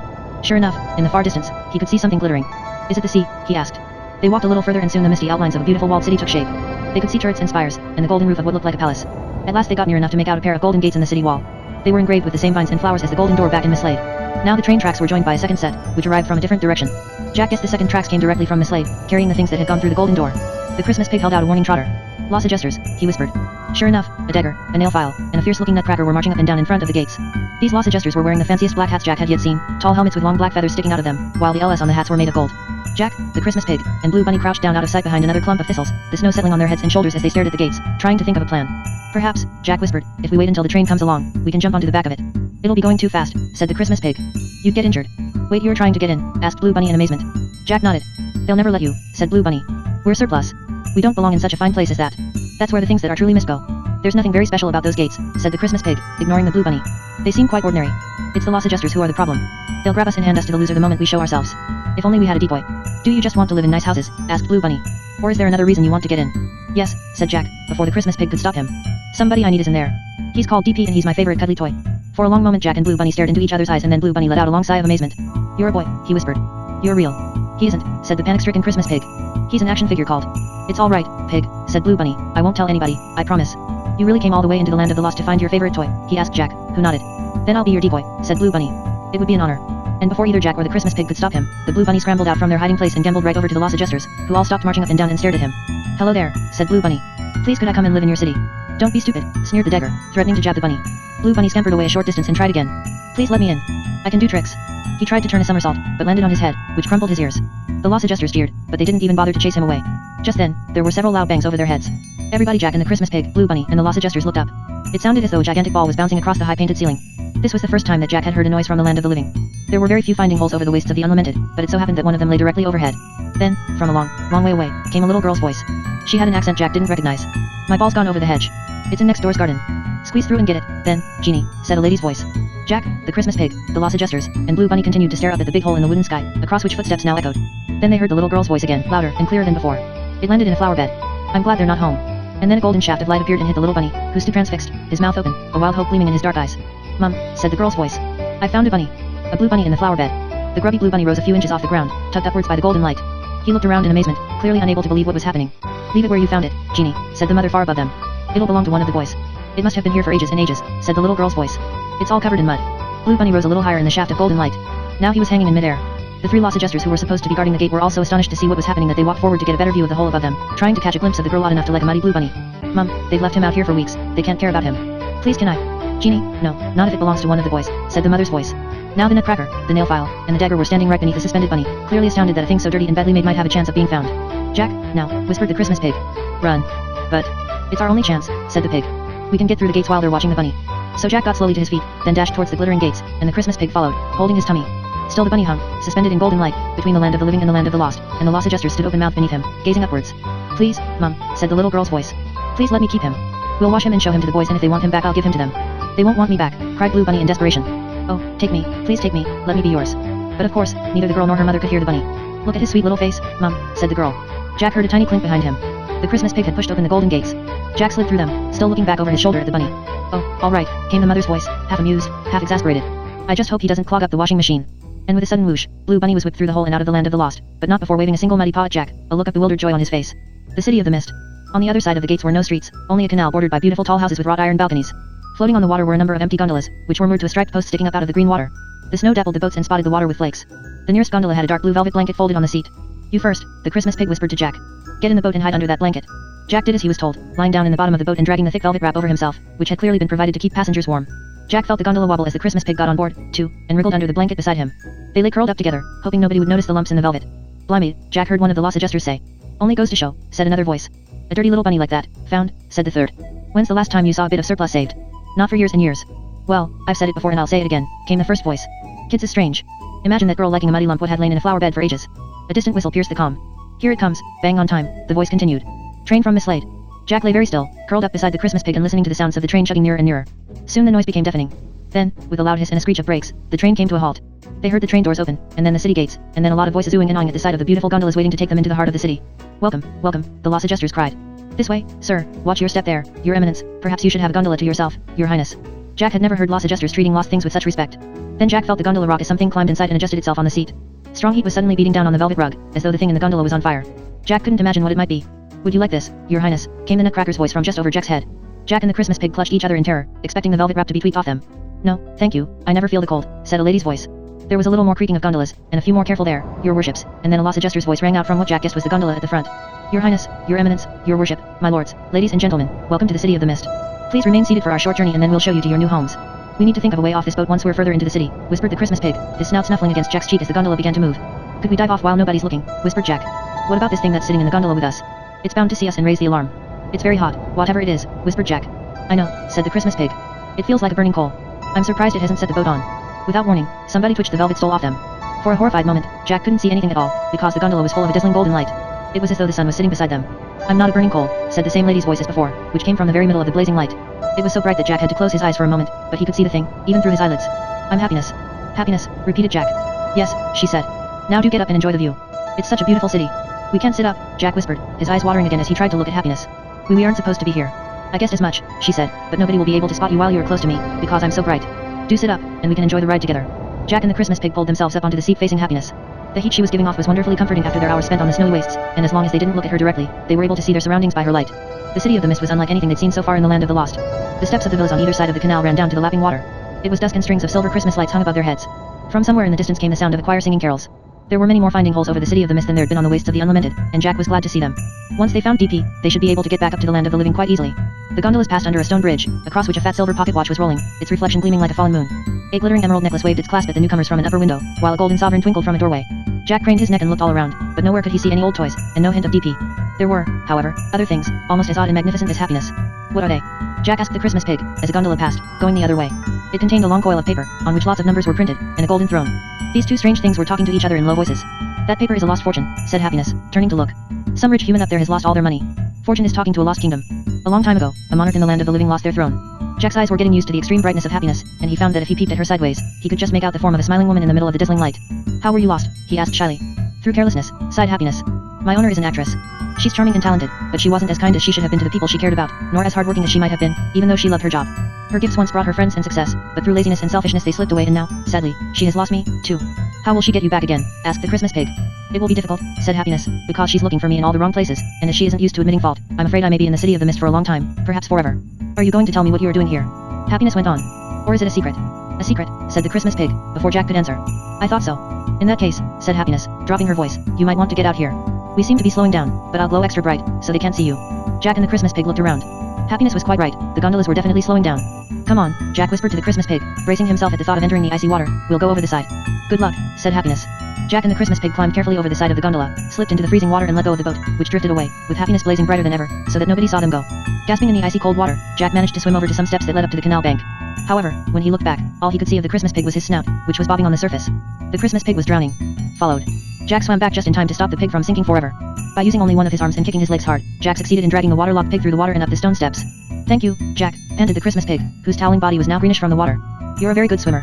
I didn't like that at all, he admitted, squeezing himself out so that he stood in a small puddle.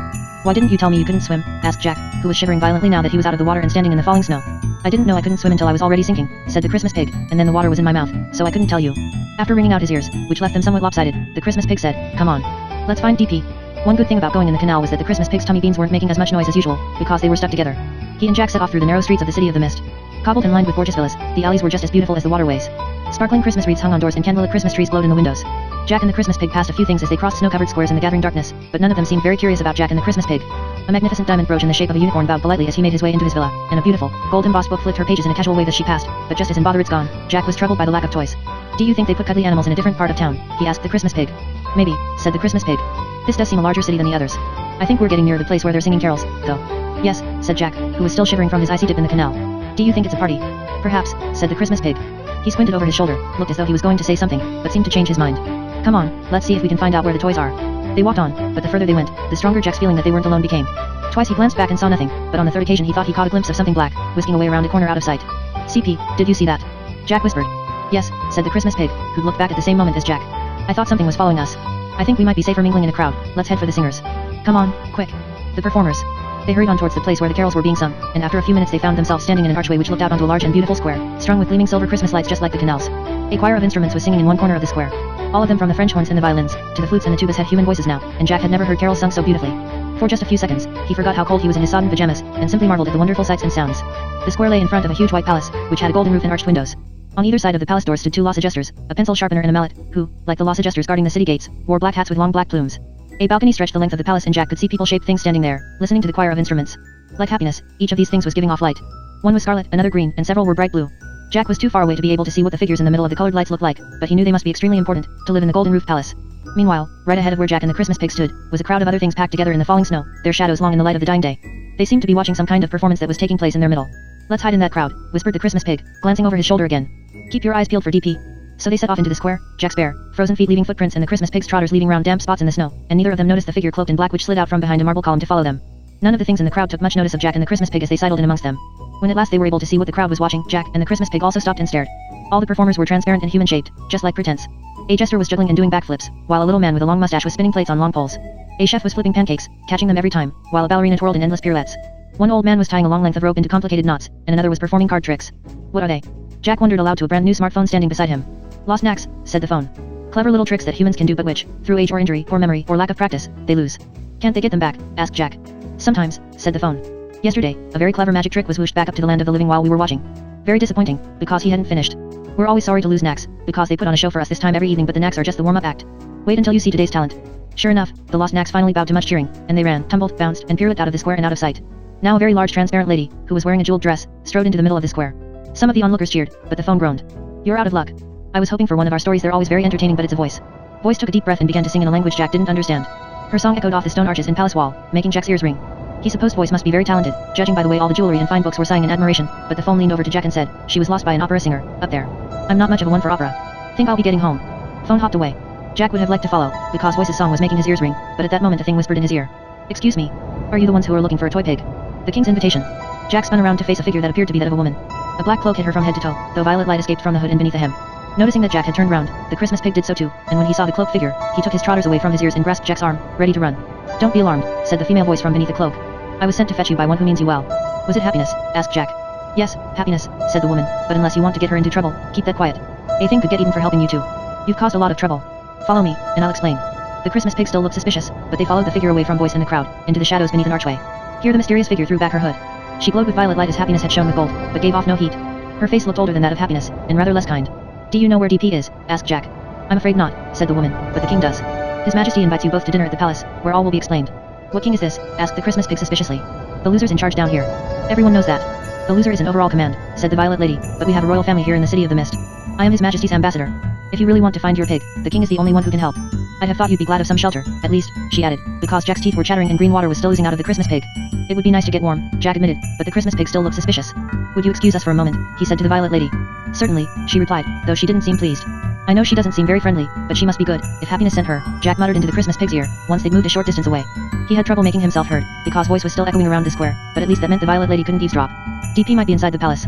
I love him so much, they might have let him live there. Perhaps he's become royal. I don't believe it, said the Christmas pig, whose damp snout was slowly freezing in the evening air. I never heard there was any king down here except the loser. And how does that lady know who we're looking for? We never told happiness we were after DP. I expect words got round, said Jack. I asked Sheriff Specs and the chess piece about him. I still don't like it, said the pig. It smells like a trap to me. This is the first time anybody's told us they know where DP is, said Jack, now starting to get angry. You heard what Poem said. We've got to succeed before Christmas Day or I'll be trapped and I'll never be able to take DP home. There can't be much time left. When the Christmas pig didn't answer, Jack said, fine, don't come but I'm going. And with that, Jack turned and strode back towards the Violet Lady, who stood burning in the shadowy archway like a purple flame. Jack heard the Christmas pig's belly beans behind him, and knew he was following. The palace. The Violet Lady accepted the news that they were ready to follow her with a brief smile, which showed her rather pointed teeth, then led them towards the palace, her black cloak flying behind her in the breeze. How are we going to get past the Lost Adjusters? Asked Jack, as they approached the Golden Palace doors. Oh, you needn't worry about them, said the Violet Lady, with a haughty smile. The king's in charge of the Lost Adjusters here in the City of the Mist, and I'm His Majesty's representative. Good evening to you, she said grandly to the pencil sharpener and the mallet, who both bowed as each opened a door. The mallet's head was so heavy he nearly toppled over, but saved himself by clutching the door handle. Good evening, Your Excellency, they said together. A wonderful warmth enveloped Jack and the Christmas pig as they stepped over the threshold of the palace. They now stood on a thick crimson carpet which was soft under Jack's bruised, frozen feet. Twin fires burned beneath two marble fireplaces on either side of a magnificent staircase with golden banisters. At the foot of the stairs stood the very same diamond earrings Jack had seen back in Miss Slade. They seemed to be employed now as maids, because they took the Violet Lady's black cloak, bowed, then wriggled away, disappearing through a side door. This way, said the Violet Lady to Jack and the Christmas pig, as she started to climb the stairs. May we ask your name, Your Excellency, said the Christmas pig as they followed, repeating the title he'd heard the Lost Adjusters use. Now that she was unrobed, their companion filled the hall with her violet light. A tall, thin woman, she looked down at them as she said, My name is Ambition. How does someone lose their ambition? Wondered Jack out loud. By being a fool, said Ambition coldly. My mistress and I achieved great things together. She's a politician, or rather, she was. She suffered a small setback, lost a trifling vote, but that oughtn't to have mattered, cried Ambition, coming to a sudden halt, so that Jack nearly walked into her. Her eyes emitted sparks, and for a moment, Jack found her rather frightening. We could have recovered from that setback and climbed together to even greater heights. But no, she lost me, the weak-willed fool, shouted Ambition, shaking her fist at the finding hole in the ceiling. The sound of her words echoing off the marble wall seemed to bring Ambition back to herself. She took several deep breaths. My apologies, she said stiffly. I've lived here in the palace for several years now, waiting for her to find me again. Sometimes I fear it will never happen, but none of this will help you find your pig. She began to climb the stairs again. Jack and the Christmas pig glanced at each other, then followed. Jack could tell the Christmas pig was having even more doubts about Ambition now, and in truth, she'd made Jack quite nervous, too. However, he didn't want to turn back, so he tried to look cheerful and unconcerned. At the top of the stairs they found more double doors, which were opened by a pair of solid gold fish knives. Your Excellency, they muttered respectfully, as Ambition passed through into the room beyond. Jack and the Christmas pig followed, watched curiously by the glinting knives. The royal family. The room they now entered was even grander than the hall, with gilded columns and mirrors. The vaulted ceiling was painted with pictures of the 3 cities of the Land of the Lost, the low wooden houses of Disposable, the neat snow-topped chalets of Bother It's Gone, and the villas and canals of the City of the Mist. Beneath the painted ceiling stood a long candlelit table, which was laid with enough golden plates and crystal glasses for 15 things. At the head of the table stood a large golden throne, which was currently empty. In front of another fire, in a ball of emerald light, stood a very handsome young man who was examining himself in the mirror over the mantelpiece. He looked delighted with what he saw there. Good evening, he said, without taking his eyes off his own reflection, but turning his head this way and that, to get a better view of his profile. That's Beauty, said Ambition, indicating the green man, and that, she said, pointing to a ball of orange light, inside which stood a young man with a plump, smiley face, is Optimism. They'll entertain you while I tell His Majesty his guests have arrived. Ambition swept out of the room, leaving Jack and the Christmas pig feeling nervous and extremely shabby in all this splendor. However, the moment the golden fish knives had closed the door behind Ambition, Optimism came bounding over to Jack and the Christmas pig, beaming from ear to ear.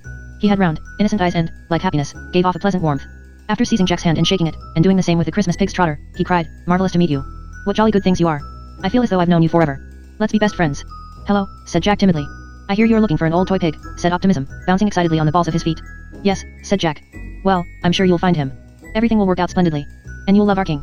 He's a very good thing. For just a second, Optimism's smile faltered, but then he beamed as widely as ever. Deep down, you know. Isn't anybody going to admire me? Asked Beauty indignantly, turning from the mirror to look at Jack and the Christmas pig. Oh yes, said the Christmas pig. You're very handsome. Which is more than can be said for you too, said Beauty with a smirk, looking from the now bedraggled Christmas pig, with his lopsided ears, to Jack's filthy bare feet and muddy pajamas. Your beauty must be here somewhere too. Or perhaps you never had any to lose. With this rude remark he turned back to the mirror. Then a door opened at the far end of the room. A ball of indigo light entered. For a moment Jack thought it might be the king, but as the light came near he saw a very old lady shuffling along in its center. Good evening, she said in a high, cracked voice. Good evening, said the Christmas pig. This is Memory, said Optimism. Memory peered at the Christmas pig for a moment or two, then said, 85 years ago my mistress owned a pig, but hers was of china, what we call a piggy bank. Its sides were painted with little blue flowers and she used to keep her pocket money inside it. One Sunday afternoon, 84 years ago, my mistress's younger sister, Amelia Louise. Memory, said Beauty with a yawn, nobody's interested. Nobody cares. Oh, I'm sure it will be a smashing story, said Optimism, still beaming. Jack wondered how he could smile so much without his face hurting. Broke that piggy bank with the little blue flowers. We've heard this at least 1,000 times already, groaned Beauty, while Memory continued to mumble. The door at the far end of the room opened again. 6 balls of glowing blue light entered the room, each of which had an identical man inside it, all of them small and neat and serious looking. They couldn't all be the king, Jack thought, getting more confused by the second. Good evening, said the 6 blue men, speaking with one voice, and drowning out Memory, who continued to mumble her story about the piggy bank. We are the principals. They bowed in unison, and Jack, who didn't know what else to do, bowed back, as did the Christmas pig, whose tummy beans, now drying out in the heat from the fire, made a crunching noise. I thought the king told you to stay in your rooms, asked Beauty, frowning at the principal's reflections in the mirror. After carefully considering His Majesty's order, said the principals, speaking together as before, we decided it would be against ourselves to stay in our rooms. Jack whispered to the Christmas pig, what are principals? The principals seemed to have heard him, because they answered together, we are the things who make humans behave with honesty and decency. Alas, our owner, a businessman, lost us one by one in pursuit of riches. He is now a wealthy crook. He likes the money, yet he is unhappy, because he knows he was better loved and respected while he still had us. Unfortunately, lost principles are among the hardest things to find, so we expect to live here forever. We have therefore taken on a new job. We attempt to keep the king on the path of righteousness. And does the king often need your help? Asked the Christmas pig. But before the principals could answer, there was a loud fanfare and the doors behind them opened. The king. The whole dining room now filled with scarlet light, which glinted off the crystal goblets and turned the plates blood red. The crimson figure standing in the doorway made even Ambition, who'd entered the room behind him, seemed him by comparison. Beauty, Optimism, and the principals bowed, and Jack and the Christmas pig copied them, while Memory dropped into a deep curtsy and fell silent at last. This, said Ambition proudly to Jack and the Christmas pig, is Power, our king. Your Majesty, these are the 2 you've been waiting for, the ones who are looking for the lost pig. By screwing up his eyes, Jack was able to make out the figure casting the scarlet light. He was a big, fierce-looking man with a sour expression and a jutting jaw. Welcome, he said, in a booming voice. What do you think of my city? Do you like it? It's very beautiful, Your Majesty, said the Christmas pig. Jack was too frightened to speak. Beautiful, said Power, who seemed displeased. Many places are beautiful. I consider my city to be magnificent. Stupendous. Sublime.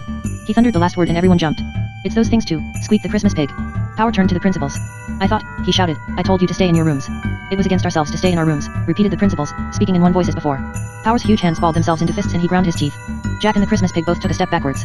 Your Majesty, murmured Ambition, laying a hand on Power's thick arm. I beg you to remember our objective. Her touch seemed to make Power think better of shouting at the principals. You're quite right, Ambition. Everyone, sit down, boomed the king, and he strolled to the head of the table and took his place on the throne. Jack sat down between the Christmas pig and Beauty, who was now admiring himself in the back of a shining spoon. Optimism settled into the seat opposite Jack, smiling as widely as ever. There's no need to be nervous, he called across the table. I just know everything will turn out wonderfully. Excellent, growled Power, in response to something Ambition had just whispered in his ear. Even his ordinary speaking voice was so loud that it made the cutlery rattle. And the door's locked. It will be, after the servants confirm she's gone to bed, said Ambition. As for the other, well, I'm afraid I haven't been able to find her. Your Majesty knows how she's always flitting off into dirty corners where no decent thing would go. I had the lost adjusters try and hunt her find her, she corrected herself, with half a glance at Jack, but alas, they were unsuccessful. Jack gathered that Power and Ambition were talking about the things who ought to have been sitting in the 2 empty spaces left at the table, but he felt too scared to ask questions. Power now clapped his enormous hands together twice. At once, a procession of things came hurrying through the servants' door, all carrying food, and a very odd assortment it was, too. There was a single peppermint as large as Jack's head, a few giant crisps, a pillow-like slice of birthday cake, pieces of popcorn the size of cauliflowers, and, largest of all, a chocolate tree decoration wrapped in colored foil and shaped like a fat Santa Claus. The sugar tongs carrying it groaned as she heaved it onto the table. The only food here is lost food, of course, boomed the king down the table at Jack, as the things which had delivered the food ran out of the room again. We things have no need of food but you will want to eat, he said, glaring at Jack, because you, of course, are a living boy. Power's plan. As soon as Power shouted the words living boy, loud, metallic clicks sounded from either end of the room and Jack realized that the servants outside had just locked the doors. We were afraid of something like this, muttered the principals all together. He isn't a living boy, said the Christmas pig in a squeaky voice. He's an action figure. That's right, said Jack, whose mouth had gone dry. Pajama boy, with the power of sleep and dreams. He's got his own cartoon, said the Christmas pig. We disapprove of lying, said the principals in one voice. 80 years ago, piped up Memory, my mistress's sister, Amelia Louise, was caught lying when... Quiet, yelled Power, banging his huge fist on the table.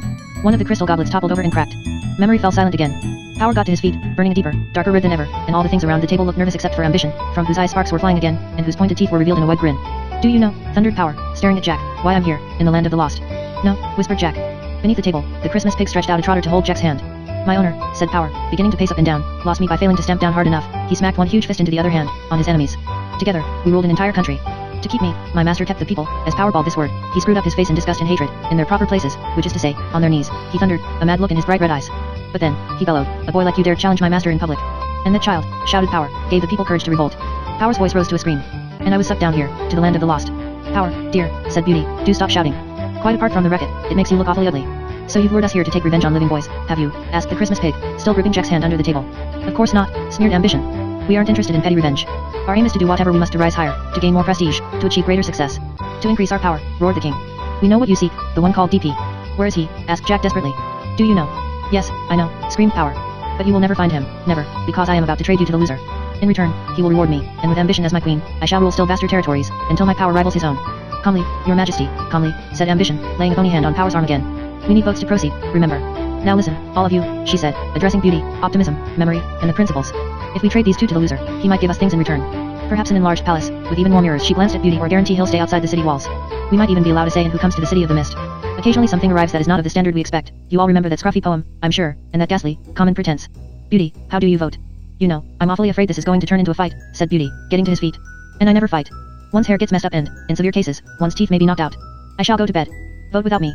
You'll go nowhere, snarled Power. The doors are locked. Vote, or I'll knock out your teeth. Do you want to hand them to the loser, yes or no? Oh, well, if it means more mirrors, yes, sighed Beauty, sitting back down again. He picked up his spoon and fell back to admiring his reflection. Memory, dear, said Ambition, you agree, I'm sure, that we should hand these fugitives to the loser. 69 years ago, said Memory, in her high, cracked voice, my mistress and her sister, Amelia Louise, went to see a movie called The Fugitive. Memory, concentrate, snapped Ambition. We're taking a vote. Should we hand the boy and the pig to the loser, yes or no? The old lady glowing with indigo light turned her gaze upon Jack and the Christmas pig. There was a long silence. Then Memory said, no. They don't stop me remembering things. I like them. Thank you, Memory, whispered the Christmas pig, still clutching Jack's hand under the table. And you, Optimism, demanded Power. I told them everything would work out wonderfully, said Optimism, his lip wobbling. I told them you were good and kind, Power. Vote, thundered Power. Well, I vote no, said Optimism, with a little sob. And I'm sure that deep down, Power deep down there's a little bit of good in you, and when you've thought it over, you'll change your mind and let them live in the palace with us. Shut up, roared Power. What about you, principals? You realize these two have broken the laws of the land of the lost? It is forbidden for the living to enter here. True, said the principals, speaking all together as usual. We disapprove of breaking the law. Then you vote yes, asked Ambition eagerly, but before the principals could answer, there came another couple of metallic clicks, and a familiar voice spoke from the end of the room. Why was I locked in my room? A blaze of golden light filled the dining hall, as Happiness entered. The last two guests. I thought you needed a rest after your long journey, Your Highness, said Ambition nervously, dropping into a curtsy as Happiness moved into the room, shedding golden light all around her. I didn't think you'd want to be bothered with this tedious bit of business, the very evening you arrived. How did you get out? Demanded Power. Come to that, how did you get through those doors? I unlocked them, said a second voice. You know very well that no lock can contain me, Power.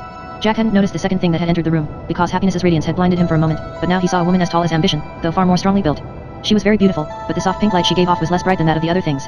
Unlike her fellow royals, she had wings, not stiff, upstanding wings of gold and plastic, like those of Broken Angel back on the waists, but vast feathery wings of white shading to deep pink, which trailed behind her on the floor like a train. How lovely to see you two again, said Happiness, smiling at Jack and the Christmas pig. This, she said, indicating her companion, is my friend Hope. The pink lady also smiled at Jack and the Christmas pig and, terrified as they were, they smiled back. Hope and Happiness sat down in the last two chairs at the table. We hear you are taking a vote on handing our guests to the loser, said Happiness. Please continue. We'd be glad to take part. Very well, said Ambition. This living boy and his pig have broken the law in pursuit of an impossible goal. The only way for a lost thing to return to the land of the living is by being found up there, and his DP can never be found up there. Why can't he? Said Jack. Because a lorry ran over him on the motorway, said Ambition, with a cruel smile. All that remains of your DP up in the land of the living are a few scattered beans and a bit of fluff. He cannot be found, so he remains with us, forever. No, whispered Jack, I don't believe it. It can't be true. But as he said it, he remembered the tiny shake of his head Grandpa had given Gran, when he came back to the car after looking for DP. You can still get him back, said the Christmas pig fiercely, still clutching Jack's hand beneath the table. I promise, Jack, you can save DP. Well spoken, pig, said Hope. Ambition has forgotten what night it is, up in the land of the living. Turning to the king, she went on, these two came bravely into the land of the lost in the hope of achieving the impossible, and tonight, the night for miracles and lost causes, they have a chance. Which they richly deserve, said Happiness. I vote against giving them to the loser. As do I, said Hope. Then, said Ambition, placing her hand again on Power's arm, because the king looked as though he was about to explode with rage again, we have 3 votes for giving them to the loser and 4 against. The deciding votes lie with the principals. She turned back to the 6 identical small blue men. You agree that these two have broken the law? We do, said the principals, speaking in one voice, as always. But handing a living boy to the loser would be murder, and that's the worst crime there is, said the Christmas pig. Also true, said the principals, together. I only want DP back, said Jack desperately. I never wanted to do any harm. How do you vote, principals? Ambition demanded, ignoring Jack. What should happen to liars and rule breakers, who seek to disobey the ancient law of the land of the lost? No matter their motive, don't you agree that they belong to the loser, to punish as he sees fit? Yes, said 3 of the principals, but the rest answered, no. 7-6 we won. Jack whispered to the Christmas pig, but at that moment, Power jumped to his feet. I vote that the votes don't count, he roared, smacking the giant peppermint to the floor, his teeth bared and his fists clenched. Beauty sank slowly beneath the table and out of sight, taking his shining spoon with him. Memory began to mumble something about Amelia Louise, but nobody heard what it was, because Power now shouted, Los Adjusters. Take these things to the loser. Flight. At these words, both sets of doors at either end of the room burst open, and with a great clamor and clatter, in ran the biggest group of Los Adjusters Jack had seen since Miss Slade. There were razors, scissors, pincers, and knives, wire clippers, chisels, and the huge mallet, all of them wearing the plumed black hats of the palace guards. Jack and the Christmas pig both jumped up from their chairs. Jack grabbed some popcorn, ready to throw it, and the Christmas pig picked up the giant peppermint. Seize them, roared Power, and for a moment Jack was certain that they were going to be captured and taken to the loser's lair, and that he'd never see Mum or DP again.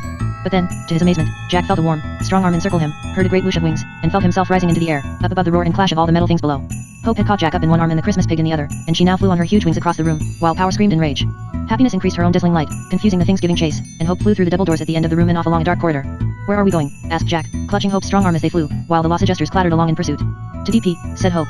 I'm not allowed to enter the place where he lives, only the most precious in the land of the lost may set foot there. I can carry you most of the way, but you'll have to do the last bit yourself. Grab the tapestry off the wall, she added, and Jack reached out and tugged it. The heavy material broke free and billowed behind them. It was so heavy it took all Jack's strength to keep hold of it, and it slowed their progress a little. Jack could hear the shouts and the bangs of the Los Adjusters, and thought they seemed to be gaining ground, but Hope flew up a spiral staircase, the tapestry trailing in their wake, until they reached a locked and bolted door. Jack was sure they were trapped, but as Hope soared towards it, the bolt flew back and the door crashed open, and they flew outside into the falling snow. Quickly, said Hope, landing on the golden palace roof and setting Jack and the Christmas pig down. Wrap the tapestry around yourself so I can carry you easily. The journey will be cold and you're already damp. Jack and the Christmas pig wrapped the heavy tapestry around themselves. Hope unfurled her powerful wings again, seized hold of the material, and rose once more into the air, now carrying them below her in a kind of hammock. Through the thick tapestry Jack could hear the screams of rage of the lost adjusters who raced out onto the roof behind them, and Power's shout of "Come back! Bring them back!" But Hope kept flying and soon the sound of shouting grew distant, then died away completely. Now the only sound they could hear was the beating of Hope's wide, strong wings. The story of Hope. Though dusty, it was cozy inside the tapestry because Jack and the Christmas pig were snuggled up together. After their scary dash through Power's palace Jack found it comforting to feel the Christmas pig's trotters around him. He didn't even mind the smell of dank canal water the Christmas pig was giving off. Only now they were safe did Jack fully realize that he was on his way to DP at last, and in his excitement he gave the Christmas pig a squeeze. "We've nearly done it," he said. "I was so scared back there, weren't you?" "Very scared," said the Christmas pig. "We should thank Hope. Without her, we'd be on the way to the loser's lair right now." "I know," said Jack, and raising his voice he said, "Thank you very much, Hope." "You're welcome," came her voice from above them. "Are you comfortable?" "Very," said Jack.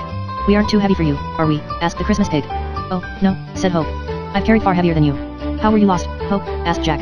"That's a sad story, I'm afraid," came Hope's voice, over the beating of her wings. "My owner is in prison." "Prison?" gasped Jack. "What did they do?" "Nothing wrong," said Hope. "On the contrary, she was doing a good thing, protesting against a ruler very like Power. The ruler was furious, so he locked her up, pretending she'd broken the law. The judge was too scared to rule against the president, so my owner is currently in a cell with 10 others, where there isn't enough to eat and barely room to lie down." "That's terrible," said Jack. "It is," agreed Hope. "At this moment, she can't see how things will ever get better for her, because they've told her she'll be in prison for 20 years. She lost me when she heard the length of her sentence, but she'll find me again, and sooner than she thinks." "How do you know?" asked Jack. "She has a wonderful family and many friends outside the prison walls," said Hope. "When she realizes that they're working hard to free her, she'll find me again and I'll help her bear her situation, dreadful though it is. I may not shine as brightly as my friend Happiness, but my flame is harder to extinguish." Jack and the Christmas pig swayed gently back and forth in the tapestry as Hope bore them onwards. Jack was starting to feel very sleepy. After a while, he thought he heard a new sound, like the breathing of some huge slumbering beast, and he smelled something vaguely familiar. By shifting his position a little, he was able to peek over the edge of the tapestry. Far below, he saw the ocean, which was as dark as the night sky above. Snow was still falling and Jack could see Hope's wide, pale wings reflected in the waves. "Where are we going, Hope?" Jack asked. "To the island of the beloved," said Hope. "Only a few things on the mainland know it exists. The truly loved are never moved off the island, so the things in the cities never meet them. But I know the island's there, because I've flown over it. You should sleep now, because we've got a long way to travel. I'll wake you when it's time for you to go on alone. You've done very well, you'll complete your mission before Christmas Day. I should think you'll be home at least an hour before midnight."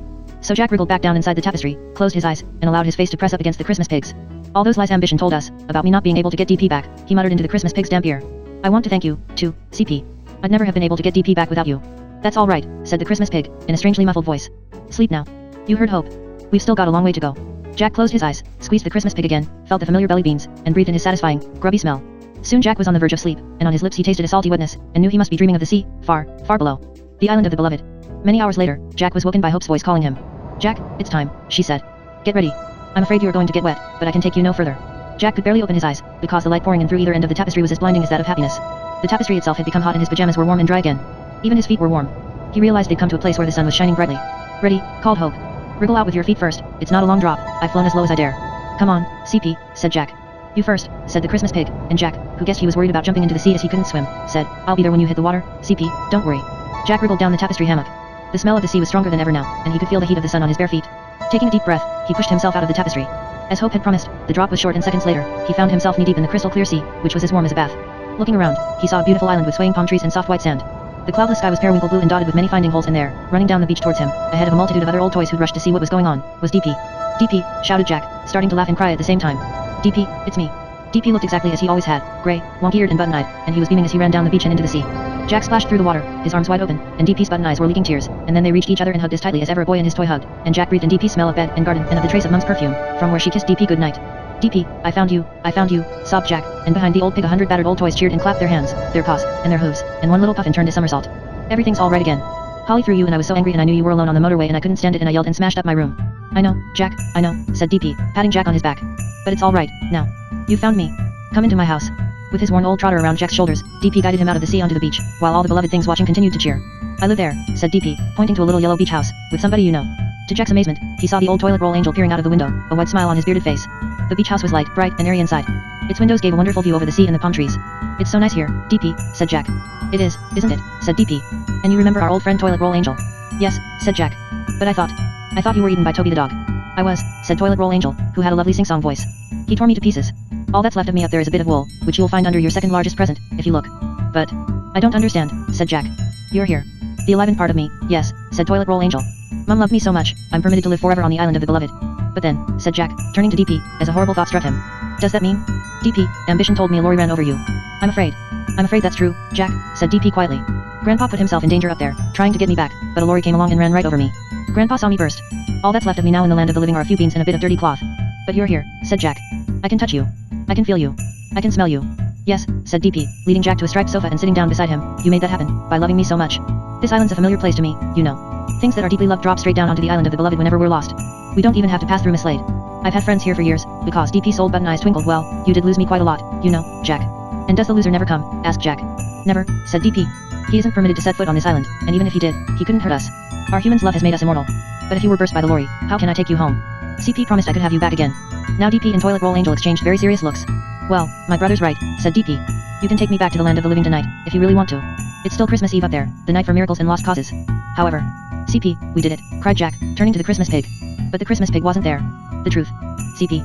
Christmas pig? Where's he gone? Said Jack, looking around the room, then jumping off the sofa and hurrying to the window. He dropped into the sea right behind me, didn't he? Oh no, Jack gasped. He didn't drown, did he? The water's not very deep. I thought he'd be safe. Now he came to think of it, Jack hadn't heard the splash of the Christmas pig landing in the water behind him. He'd been far too interested in the sight of DP on the beach. Staring out of the window, he spotted something in the sky, something that looked like a gigantic bird flying away from the island, and realized it was Hope, returning to the mainland with the tapestry bundle still swinging beneath her. The Christmas pig isn't allowed here, Jack, said Toilet Roll Angel in his sing-song voice. This is the place for things that are deeply loved, up in the land of the living. But why is he flying away? Asked Jack, suddenly scared. I've got to take him home.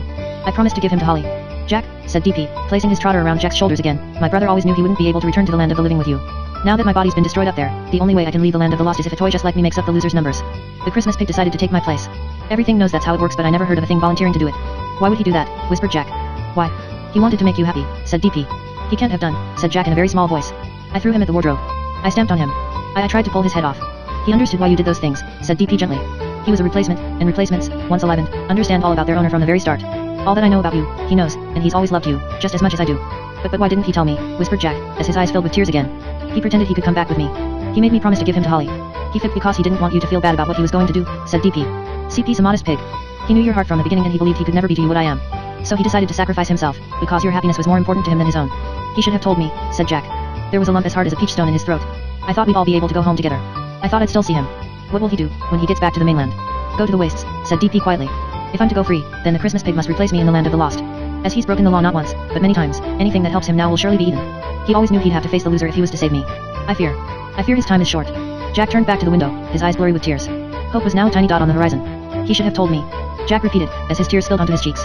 It wasn't fair, not telling me. He remembered the loser's searchlight sweeping across the wastes and the dreadful story the Christmas pig had told, of the loser sucking out the alive part of a thing. It's what humans call death. Jack stumbled back to DP's little striped sofa, sat down and cried. I didn't want this, he sobbed. I never wanted him caught by the loser. I know you didn't, Jack, said DP, sitting down beside Jack and putting his trotters around him. The Toilet Roll Angel sat on Jack's other side. He couldn't put an arm around Jack, because he didn't have any arms, but he sighed deeply and sadly. Jack couldn't stop thinking about all that he and the Christmas pig had gone through together. He remembered how the Christmas pig had pretended not to like him very much, and realized that CP had done it to try and stop Jack feeling guilty at this moment. He thought of how CP had saved them from Crusher by his quick thinking, and how his little snout had sunk beneath the green water in the City of the Mist before Jack rescued him. Now he realized that what he tasted last night in the tapestry had been CP's tears. While Jack had been so excited and happy about going to the island of the beloved, CP had been crying, because he'd known it was the last time he'd ever see Jack, and that when they reached the island of the beloved, they'd have to part forever. All along, Jack had thought that if only he found DP, he'd be happy again, but he didn't feel happy at all. Now, when it was too late, he realized he'd come to love CP not instead of DP, but quite separately for his brave and good self. In that moment, Jack truly understood what it felt like to be alive, because he understood what he was meant to do. DP. I've got to rescue CP.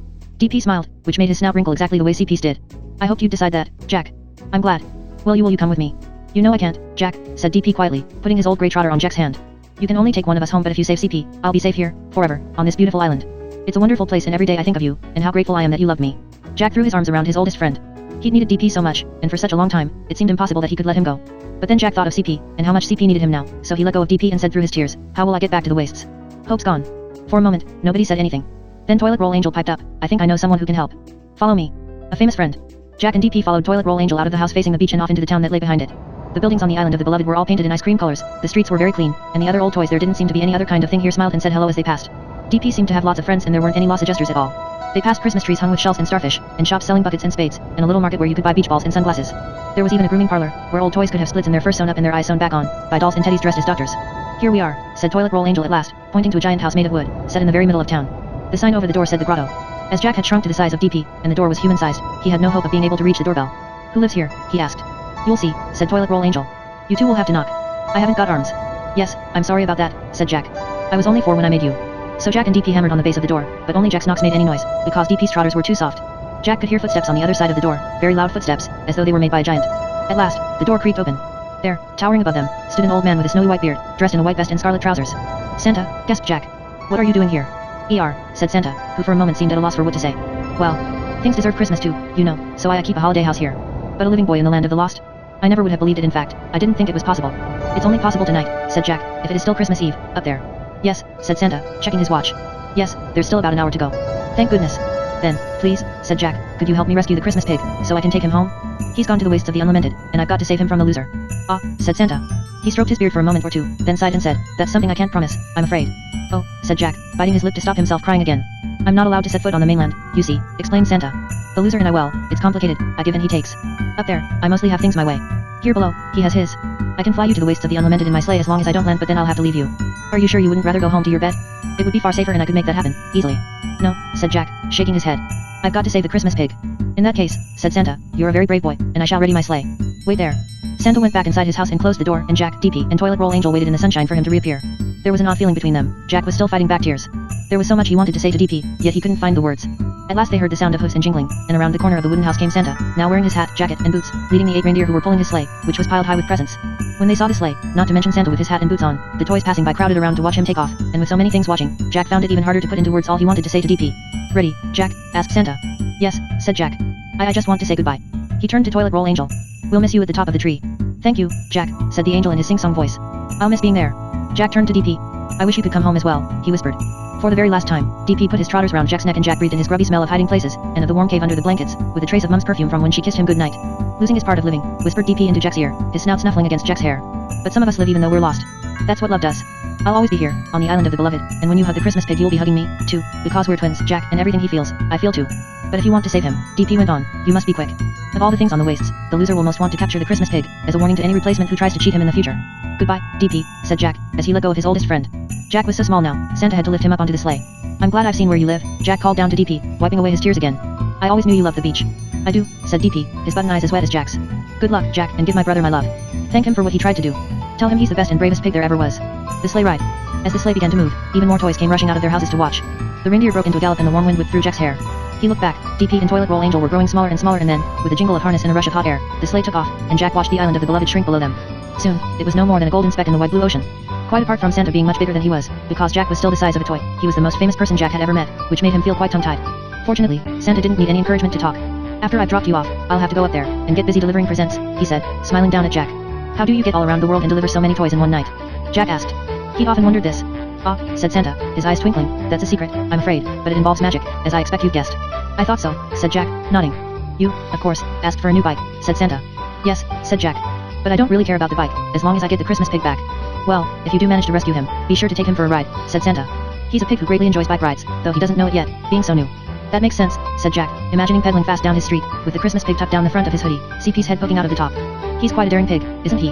Very daring, agreed Santa, to defy the loser as he has. Where did the loser come from? Asked Jack. That, said Santa, no longer smiling, is a very good question. Nobody knows for sure. Some say he was created by people, that there is so much greed and cruelty up there that some of it oozed down here, where it began kidnapping things to help it make a body. Others say the loser's been here since the dawn of time, a kind of monster who's so envious of humans and all the clever things they create, he steals whatever he can. More than anything else, he craves things that are valued and loved, like those on the island of the beloved, but he can't touch them, which makes him very angry. Now, poke around in the presents at the back there, Jack, and grab yourself something warm to wear. Jack felt the presents to find one that was squashy and at last unearthed a teddy wearing a sweater that fitted him perfectly. He was glad of it, because a few minutes later the warm air began to turn chillier. The painted sky above them turned slowly from bright blue to gray. The sun disappeared behind clouds, and soon snow was whirling down on Jack again. They flew on, the reindeer's harness jingling, the icy air numbing Jack's face. His thoughts were full of CP, who'd surely have reached the wastes of the unlamented by now. He'd be wandering there, missing Jack, loving Jack, but believing that Jack had already returned to the land of the living, too happy with DP to care what had become of his replacement. Returned to the wastes. At last, when the sky had turned from gray to black, and the snow was falling so thickly that it coated Santa's beard and Jack's eyelashes, they spotted the lights of the city of the mist. They flew over the golden roof of Power's palace, the canals reflecting Santa's sleigh and the flying reindeer, and soon they were soaring over the wide, dark wastes. Santa now hung a golden lantern on a hook, to shed some light on the ground below. Jack looked around, hoping to see the Christmas pig. The shadow of the sleigh rippled over the snowy, stony ground, but there was no sign of anything until they glimpsed a small red spot of wandering light. Bad habits, Jack told Santa, pointing to the little group of roaming body parts, which still included a mouth smoking a cigarette. They aren't very nice. I think the losers caught a few of them, added Jack, turning back to look at the bad habits as the sleigh flew on. There were more when we met them before. They continued to skim as low over the wastes as Santa dared, scanning the barren landscape for CP, but Jack couldn't see him anywhere. Now an awful fear gripped his heart. Was he too late? Had CP been caught already? Compass, cried Jack suddenly, as the swinging light of the lantern illuminated her round brass body, which was bowling along as fast as ever. Santa, let me ask Compass if she's seen CP. Santa turned the sleigh around and they doubled back to where Compass stood staring at the sight of them. Santa, she cried. That's me, said Santa, smiling. Glad to see you're still with us, Compass. Oh, you know how much I enjoy the chase, she said, spinning to watch them as they circled her. But what are you two doing here? I've come to find the Christmas pig, called Jack. Have you seen him? At that, Compass's pointer swung suddenly south, giving her a very sad look. Well, yes, Pajama Boy, I have, she said. Where is he? Called Jack, who was starting to get dizzy, because the sleigh was flying in such tight circles. I'm afraid, said Compass, he was caught, half an hour ago. He didn't even run. I shouted at him to Scarper, but he just stood there, waiting for the loser to snatch him up. Oh no, Jack whispered. It was all his fault. He ought to have got there sooner, but he'd wasted time deciding what to do, and now. So he's in the loser's lair, called Santa. Yes, there if he's anywhere, said Compass, but he might already have been eaten. The loser was delighted to get his hands on him. Never seen I'm so happy. Compass, do you know where the loser's lair is? Called Jack. Course I do, said Compass. Will you take me there? You want to go to the loser's lair, said Compass, in astonishment. Yes, said Jack, preparing to jump. CP's my pig and if he's still alive and I'm taking him home. Jack, said Santa, as Jack got ready to jump, if I can, I'll give you more help later, there might be something I can do for you, up there. In the meantime, be very careful. The loser would like nothing better than to catch a living boy. I'll be careful, promised Jack. Goodbye, Santa, thank you very much. With that, Jack eased himself off the sleigh seat and jumped down onto the wastes. He fell into a clump of thistles he hadn't spotted in the darkness, and although it was an uncomfortable, prickly landing, it was better than landing on the sharp flints and stones. Goodbye, Jack. Good luck, called Santa, and he flew away on his sleigh, the golden lantern growing smaller and smaller until it disappeared. Compass was staring at Jack in amazement. What did Santa just call you? She rolled a little closer. A living boy. Yes, said Jack. I'm human. I came down here to find DP, but he's happy on the island of the beloved. Now I want to save the Christmas pig. Please take me to the loser's lair, if you know the way. Compass stared at Jack for a moment longer, then her voice rang out across the wastes. They'll talk of this for centuries. The living boy walked into the loser's lair to find his pig and, well, we don't know how the story ends, do we? Not yet, said Jack, but please, if you know the way, show me. Compass set off and Jack ran after her, across the frozen ground, and the snow fell thick and fast in their faces. The crater. It's not too far, don't worry, said Compass, her brass case clattering over the stones. Even so, Jack soon had a stitch again and his sore feet were frozen, but he didn't care at all. All he could think about was CP, who'd stood and let the loser scoop him up, because he thought Jack didn't love him. They'd only run a short way when they saw a fiery red glow on the horizon, which grew wider and brighter as they approached. It's right ahead, said Compass. See that fire? The loser lives in an OLE in the middle of a crater and he burns a fire all year round. After he sucked out the alive part of a thing, and taken what he wants of their bodies, he burns up the rest in the flames. Jack felt a shiver of fear, but didn't slow down. He had to save CP if he could, there was no turning back. The closer to the loser's lair they approached, the bigger and brighter the fiery glow became, and at last the ground began to slope downwards. Jack could see a white hole in the middle of the crater, like a volcano, from which acrid black smoke was issuing. He looked up at the sky above the loser's lair. There were no finding holes here at all. Stop, Compass, Jack panted, coming to a halt. I'll go on alone now. Nonsense, said Compass excitedly. I've never been in the loser's lair before. What a thrill. What an adventure. You know what my motto is? Was it something about a radish? Asked Jack, who couldn't quite remember. That was a moral, said Compass. I meant, socks in the north and umbrellas for best, but when it's all going south, take a friend. You can't meet the loser alone. I can, Compass, Jack told her. I must. You're too important to lose. Things need a hero out here on the wastes, and you're the only one clever and brave enough to survive. What a nice thing to say, said Compass. Things never pay me compliments. They're usually running away so fast, they forget. Well, I won't forget you, whatever happens, said Jack. Goodbye, Compass, and thank you for everything. And he ran down the slope towards the hole in the ground, turning back just once to wave while he knew Compass could still see him.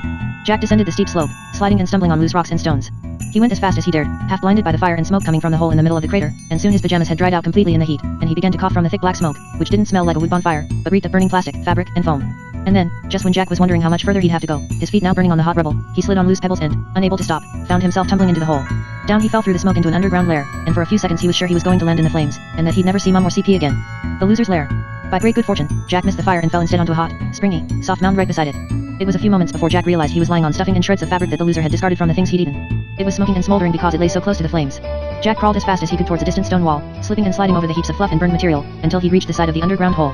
It was then that he heard the moans and screams which had been drowned out by the crackling of the enormous fire while he'd lain beside it. Jack screwed up his eyes and looked around. The loser's lair was a gigantic underground cavern, in the middle of which burned a huge fire. Cages hung all over the walls, all of them crammed with the things the loser hadn't yet eaten, and it was the cries of some of these imprisoned things he could hear, although not all of them were screaming. Many were simply huddled at the bottom of their cages, silent and sad, knowing that their end had almost come. They were cheap, ugly things, most of them, made and lost in their millions, unwanted, unloved, existing only to fill space for a while until they were sucked down below into the land of the lost. And then there was the loser. He was so gigantic that for a moment or two Jack, who was focused on the cages, hadn't realized he was there, but had taken his enormous body for another pile of junk. The loser was crouching on the opposite side of the fire to Jack, his horrible head scraping the top of his lair, as it had scraped the wooden sky on the wastes. His searchlight eyes weren't turned on, he didn't need them here, because the fire burned so brightly, casting flickering shadows onto the walls. The loser's blank glass eyes reflected the dancing flames, which also illuminated the glittering shell of his body. Evidently the loser kept only the hardest parts of dead things, steel, plastic, glass, and stone, which gave him the look of a dreadful robot. At this moment, he was feasting on a handful of old forks, and bits of them flew from his mouth as he crunched them up with his glittering fangs, which appeared to be as hard as diamonds. The loser hadn't noticed Jack fall into his lair because Jack had fallen on the opposite side of the fire and been hidden by the thick black smoke. Now Jack looked frantically around at all the cages, trying to spot the Christmas pig and hoping against hope that he hadn't already been torn to shreds, his belly beans and stuffing lost in the mounds below. But Jack couldn't see a single cuddly toy, only small plastic playthings that came free with meals, and old magazines, and chargers for gadgets that no longer worked, objects lost without regret and never missed. Jack's fear that he was too late mounted with every second. And then, suddenly, Jack spotted him. CP was standing inside one of the very highest cages on the wall, gripping the bars with his little trotters and watching the loser eat the old forks. With him was Broken Angel, who was slumped in a corner of the cage, her one remaining hand over her shattered face. CP was shabby now, after all his adventures with Jack, no longer plush and pink, but dirty, greenish, and with lopsided ears. I'm coming, CP, whispered Jack, struggling to his feet. Then the loser chomped down the last bits of twisted metal and spoke, his voice echoing around the cavern. Now are you afraid, pig? His voice was the most terrible Jack had ever heard. It was like the scream of Brakes, high and pained, and it made Jack think that the loser must be suffering almost as much as the things waiting for their death. CP answered, in his dear familiar voice, no. I told you. I have nothing left to lose, which makes a thing brave. Eat me whenever you like. It doesn't matter to me anymore. You think losing the boy is worse than being torn apart, said the loser, in his screeching voice. Worse than returning to nothingness, to feeling nothing, to being nothing. Feeling nothing would be better than what I feel now, said the pig. Don't say that, whispered Jack, even though he knew the Christmas pig couldn't hear him. The loser struggled onto the metal points that served him for feet. You will fear me before you die, he promised. He tore the lock off a crowded cage right next to the one holding the Christmas pig and Broken Angel, and scooped out 50 twisty, plastic straws in gaudy colors, a cheap, flimsy kite, and an ugly glass vase with knobs and twirls all over it. Jack heard their screams of protest as the loser sank back into a crouch, opened his wide metal mouth and dropped the things one by one into it. In desperation, Jack looked around for a way to reach the Christmas pig. The walls were rough and craggy, and he thought he might be able to find enough toeholds to climb them if he tried, so he reached up, found cracks where he could grip, then began to pull himself upwards. It was slow going. The rock burned beneath his fingers and toes, and behind him he could hear the crackle of the fire and the grinding of the loser's jaws as he ate his way through plastic and glass. At last, Jack reached the same level as the topmost cages. It was harder to grip the hot rock up here and he was worried the poor things inside the cages might notice him and shout out in surprise, alerting the loser to the fact that Jack was there. However, most were shielding their eyes, trying not to watch the loser, who was now picking sharp fragments of glass out of his teeth and attaching them to his shell, which he did by licking them with his horrible black rubber tongue, which seemed to be coated in some kind of glue, then sticking them down on top of the cogs and lids already there. Jack began to walk across the tops of the cages, jumping from one to the next. The bars were hot beneath his soles, but a new problem struck him as he approached the Christmas pig, whose little black eyes were still fixed unblinkingly on the loser. All the cages had heavy padlocks dangling from them, and the one hanging from CP's was the biggest of all. At last, Jack managed to jump onto the cage holding the Christmas pig and Broken Angel. CP, he whispered. CP, it's me. Look up here. CP looked up and for a moment or two, he stood frozen, his little black eyes wide with astonishment, and Broken Angel uncovered her poor half-eaten face and stared up at Jack too. Jack, gasped the Christmas pig. What are you? I've come to rescue you both of you, said Jack, crawling across the cage roof to grasp hold of the giant padlock. You two belong to me, and I'm taking you home. But, what about DP? We've said goodbye properly now, said Jack, tugging at the padlock, which remained shut. He wanted me to do this. I'm going to get you out. But he couldn't open the padlock. Jack, I don't understand, you wanted DP so much. I thought I needed him, said Jack. But you need me more. You've got to get out of here. There's nothing in the whole of the land of the lost that the loser would like better than to eat a living boy. You'd be the greatest prize he ever caught. I'm not leaving without you, said Jack, still trying to break the padlock, but it wouldn't shift. It's too late, said the Christmas pig, his tears now trickling down his face. Jack, there are only a few minutes until Christmas Day. You've got to get yourself under a finding hole. There's no hope for us, but you can still escape. But before Jack could reply, the loser let out the loudest, most terrifying screech Jack had ever heard. His eyes blazed wide again as he rose up on his pointed metal feet. Jack, the Christmas pig, and Broken Angel were caught, transfixed, in their powerful beams. The loser had spotted the living boy. The last hope. What is this I spy? Said the loser, in his awful screeching voice. A bit of surplus very different to any I've caught before. Jack thrust his hand down between the bars of the cage and seized one of the Christmas pig's trotters. The Broken Angel caught hold of CP's other trotter, and the threesome held tightly to each other as the loser picked his way slowly across the cavern towards them, scattering bits of dead things with his pointed steel feet. All around the walls, the things in the cages moaned and gasped, because they'd realized what was happening, and knew that Jack, the Christmas pig, and Broken Angel would be going into the loser's mouth next. I knew you'd come. Tell me, child, said the loser, what makes humans love things so much? The loser's breath swept over Jack like a hot, foul wind. It smelled as though every rubbish tip in the world was lying in his stomach, of dust, decay, and rotting cloth, of battery acid and burning rubber, of the end of all man-made things. We don't love all things, said Jack in a shaking voice. Only very special ones. And what? Said the loser, moving closer, his gigantic head bigger than Jack's entire body, his searchlight eyes so bright that Jack could barely look at him, makes a filthy, cheap pig worth loving. He's the best and bravest pig in the world, that's what, said Jack fiercely. You love me, whispered the Christmas pig. Jack gripped his trotter more tightly than ever as he said, yes, I do. But DP, you can love more than one thing, said Jack. Turning back to the loser he said, let CP go, and Broken Angel, too. They don't deserve eating. They've never hurt anyone, they've never done anything wrong. Let them come home with me. The loser threw back his head, opened his horrid mouth wide to reveal his huge rubber tongue, lying like a thick black eel between glittering fangs, and laughed. Then he turned his bright, blinding eyes back on Jack and screamed, has nobody explained to you what I am, boy? I take, and take, and take again. Christmas Eve is almost over, the loser was moving closer, his awful rough diamond teeth glinting in the red light of the fire, his breath a disgusting blast, and on the last stroke of midnight, you will be trapped here forever, with no hope of return. Then I shall swallow you, and perhaps then I'll love things as much as people do. All around the walls, the cheap and unloved things wailed and shivered and sobbed in their cages. Not the boy. Not the boy. You're pleading for him, jeered the loser, his searchlight eyes sweeping the cages where the poor cheap things were cowering. Humans made you, cast you aside, and forgot you. It's all their fault you were sent to the wastes. You're cheap and you're ugly, and your owners thought you worthless. You should be glad to watch a human die, before I chew you to pieces. But Jack had just had an idea. He knew it might be too late, but it was the only thing he could think of that might work. Listen, he shouted to all the things in their cages, while he still clung to the Christmas pig's trotter. I'm human and I care about you. You aren't garbage to me and I know how to get you out of here. And with these words, the giant padlock on the Christmas pig's cage shattered. The things all around the cavern walls gasped in shock and then, one by one, all around the cavern, more padlocks began to burst apart, then more, then even more. The loser shrieked in rage and shock, but Jack knew what had happened. He'd given the things hope, which no lock can contain. Now a few of the bravest began clambering out of their cages, helping each other as they went. There's a way out for all of you, I promise, shouted Jack to all the shivering things still too scared to leave their prisons. You've just got to believe. Get back, shrieked the loser, enraged to see the things escaping. He's lying. Get back. Back. I shall eat all those who climb out first. I'm not lying. Jack shouted. If everyone hopes and believes. And then something extraordinary happened, something simply magnificent. It could only have happened on the night for miracles and lost causes, and only then because Jack had refused to give up hope, because nothing can be lost for good until all hope has gone. Up in the dark wooden sky above the loser's lair, where there'd been no finding holes at all, the sky cracked. The monstrous loser looked up at the sound of the sky breaking open and screamed in fury. A hole had appeared there, but it wasn't dark, like an ordinary finding hole. Sparkling light was whooshing around inside it, as though it contained moving magic, and Jack knew what the magic was, because once, long ago, when he was only 3 years old, he'd imagined DP whooshing around inside a hole just like that, on a magical bicycle. This is your way back to the land of the living, he cried. Keep hoping. The hole grew larger and larger. It was white and golden, and then the real magic happened. Instead of dropping a single shaft of golden light, and saving one thing, the sparkling, circling light descended in a spiral and whooshed up inside it hundreds and hundreds of astonished, delighted things. Out of their dirty cages they rose, the tin and the cardboard, the wooden, the paper, and the plastic, each of them laughing as they were drawn into the sparkling, whirling cyclone. The furious, bewildered loser didn't understand what was happening, and though he spun around trying to catch them, they slid through his long steel fingers and up towards the new hole their hope had made in the ceiling. They're going to be recycled. Jack shouted, as the monstrous creature tried to catch the things rising so fast beyond his grip. They'll be made new, up there, and live again. No, shrieked the loser, wild with rage. People can't have them. They're mine, they belong to me. From somewhere up above the glittering hole where the saved things were disappearing, there came the chimes of a distant clock. It was midnight in the land of the living. Christmas Eve was finally ending. If I can't have them, screamed the enraged loser, I'll have you. The loser reached out his claw-like hand, with the fingers as long as steel girders, and Jack heard the chimes, and knew that hope wouldn't be enough now. The only comfort left in the world was the feel of the pig's trotter in his hand, and he closed his eyes as the loser's searchlight eyes grew nearer and brighter. And then he felt himself falling. Found. The smell of the loser's breath had vanished. Still Jack fell, eyes tight shut, clutching the Christmas pig's trotter, and he was scraped by sharp branches that smelled of pine, and down they fell until Jack felt ground beneath him. A distant voice was calling his name, a voice he knew. Hope, he murmured. A door opened. Jack, said the voice, and then, Jack. What are you doing under the tree? We've been looking for you everywhere. Jack opened his eyes. He was curled up on the floor beneath the Christmas tree at home, in the middle of all the presents, the tree lights gleaming in the darkness above him. Pine needles were scattered all around him, and he'd returned to his normal size. The teddy bear-sized sweater had burst off him and now lay beside him in a tiny knitted ball. One hand was still holding the trotter of the Christmas pig, and there, her undamaged hand lying stretched out on the floor touching the Christmas pig's other trotter, was Broken Angel. Brendan, I found him, called Mum, kneeling to look at Jack through the branches. What are you doing under there, Jack? I went into your bedroom to give you a kiss and you'd gone. I was worried sick. She reached out a hand, and Jack crawled out from under the tree with CP in one hand and the Broken Angel in the other, and Mum pulled him into a hug and Jack hugged her back. It felt wonderful to be home again. I'm so sorry about DP, Mum whispered. Grandpa told me what happened.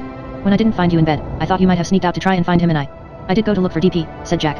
And I was just nearly eaten by the loser, and I escaped, I don't know how. But then Jack spotted the shiny new bike with a big red ribbon on it, which was leaning up against the wall beside the tree, its handlebars touching the branches, and he pulled free of Mum to point at it. That's how. Santa said he might be able to help me later. He knocked the angel loose. What? Said Mum, confused. Jack showed Mum the chewed up angel with her bent wing. She was caught in the branches at the back of the tree, see? But when Santa put my new bike there, he wobbled the tree on purpose and knocked her free. So she wasn't lost anymore, and she pulled me and the Christmas pig with her, back into the land of the living. Jack, what are you talking about? Said Mum, half laughing, half worried. Brendan now hurried into the room and clapped his hand over his heart. Thank goodness for that, he said, looking at Jack. We thought you were lost, buddy. I was, said Jack, as Holly entered the room behind Brendan. Her eyes were still puffy, because she'd been crying so much, but she gave a huge gasp of relief when she saw Jack alive and well beside the Christmas tree. I was in the land of the lost. Jack told them all. Me and CP went there together. I found DP and he's happy. I always knew he liked the beach, and I met so many different things, and there are all these different cities, and the loser nearly got me, but then Broken Angel saved us. We've got to keep her, said Jack, thrusting the mangled angel under Mum's nose.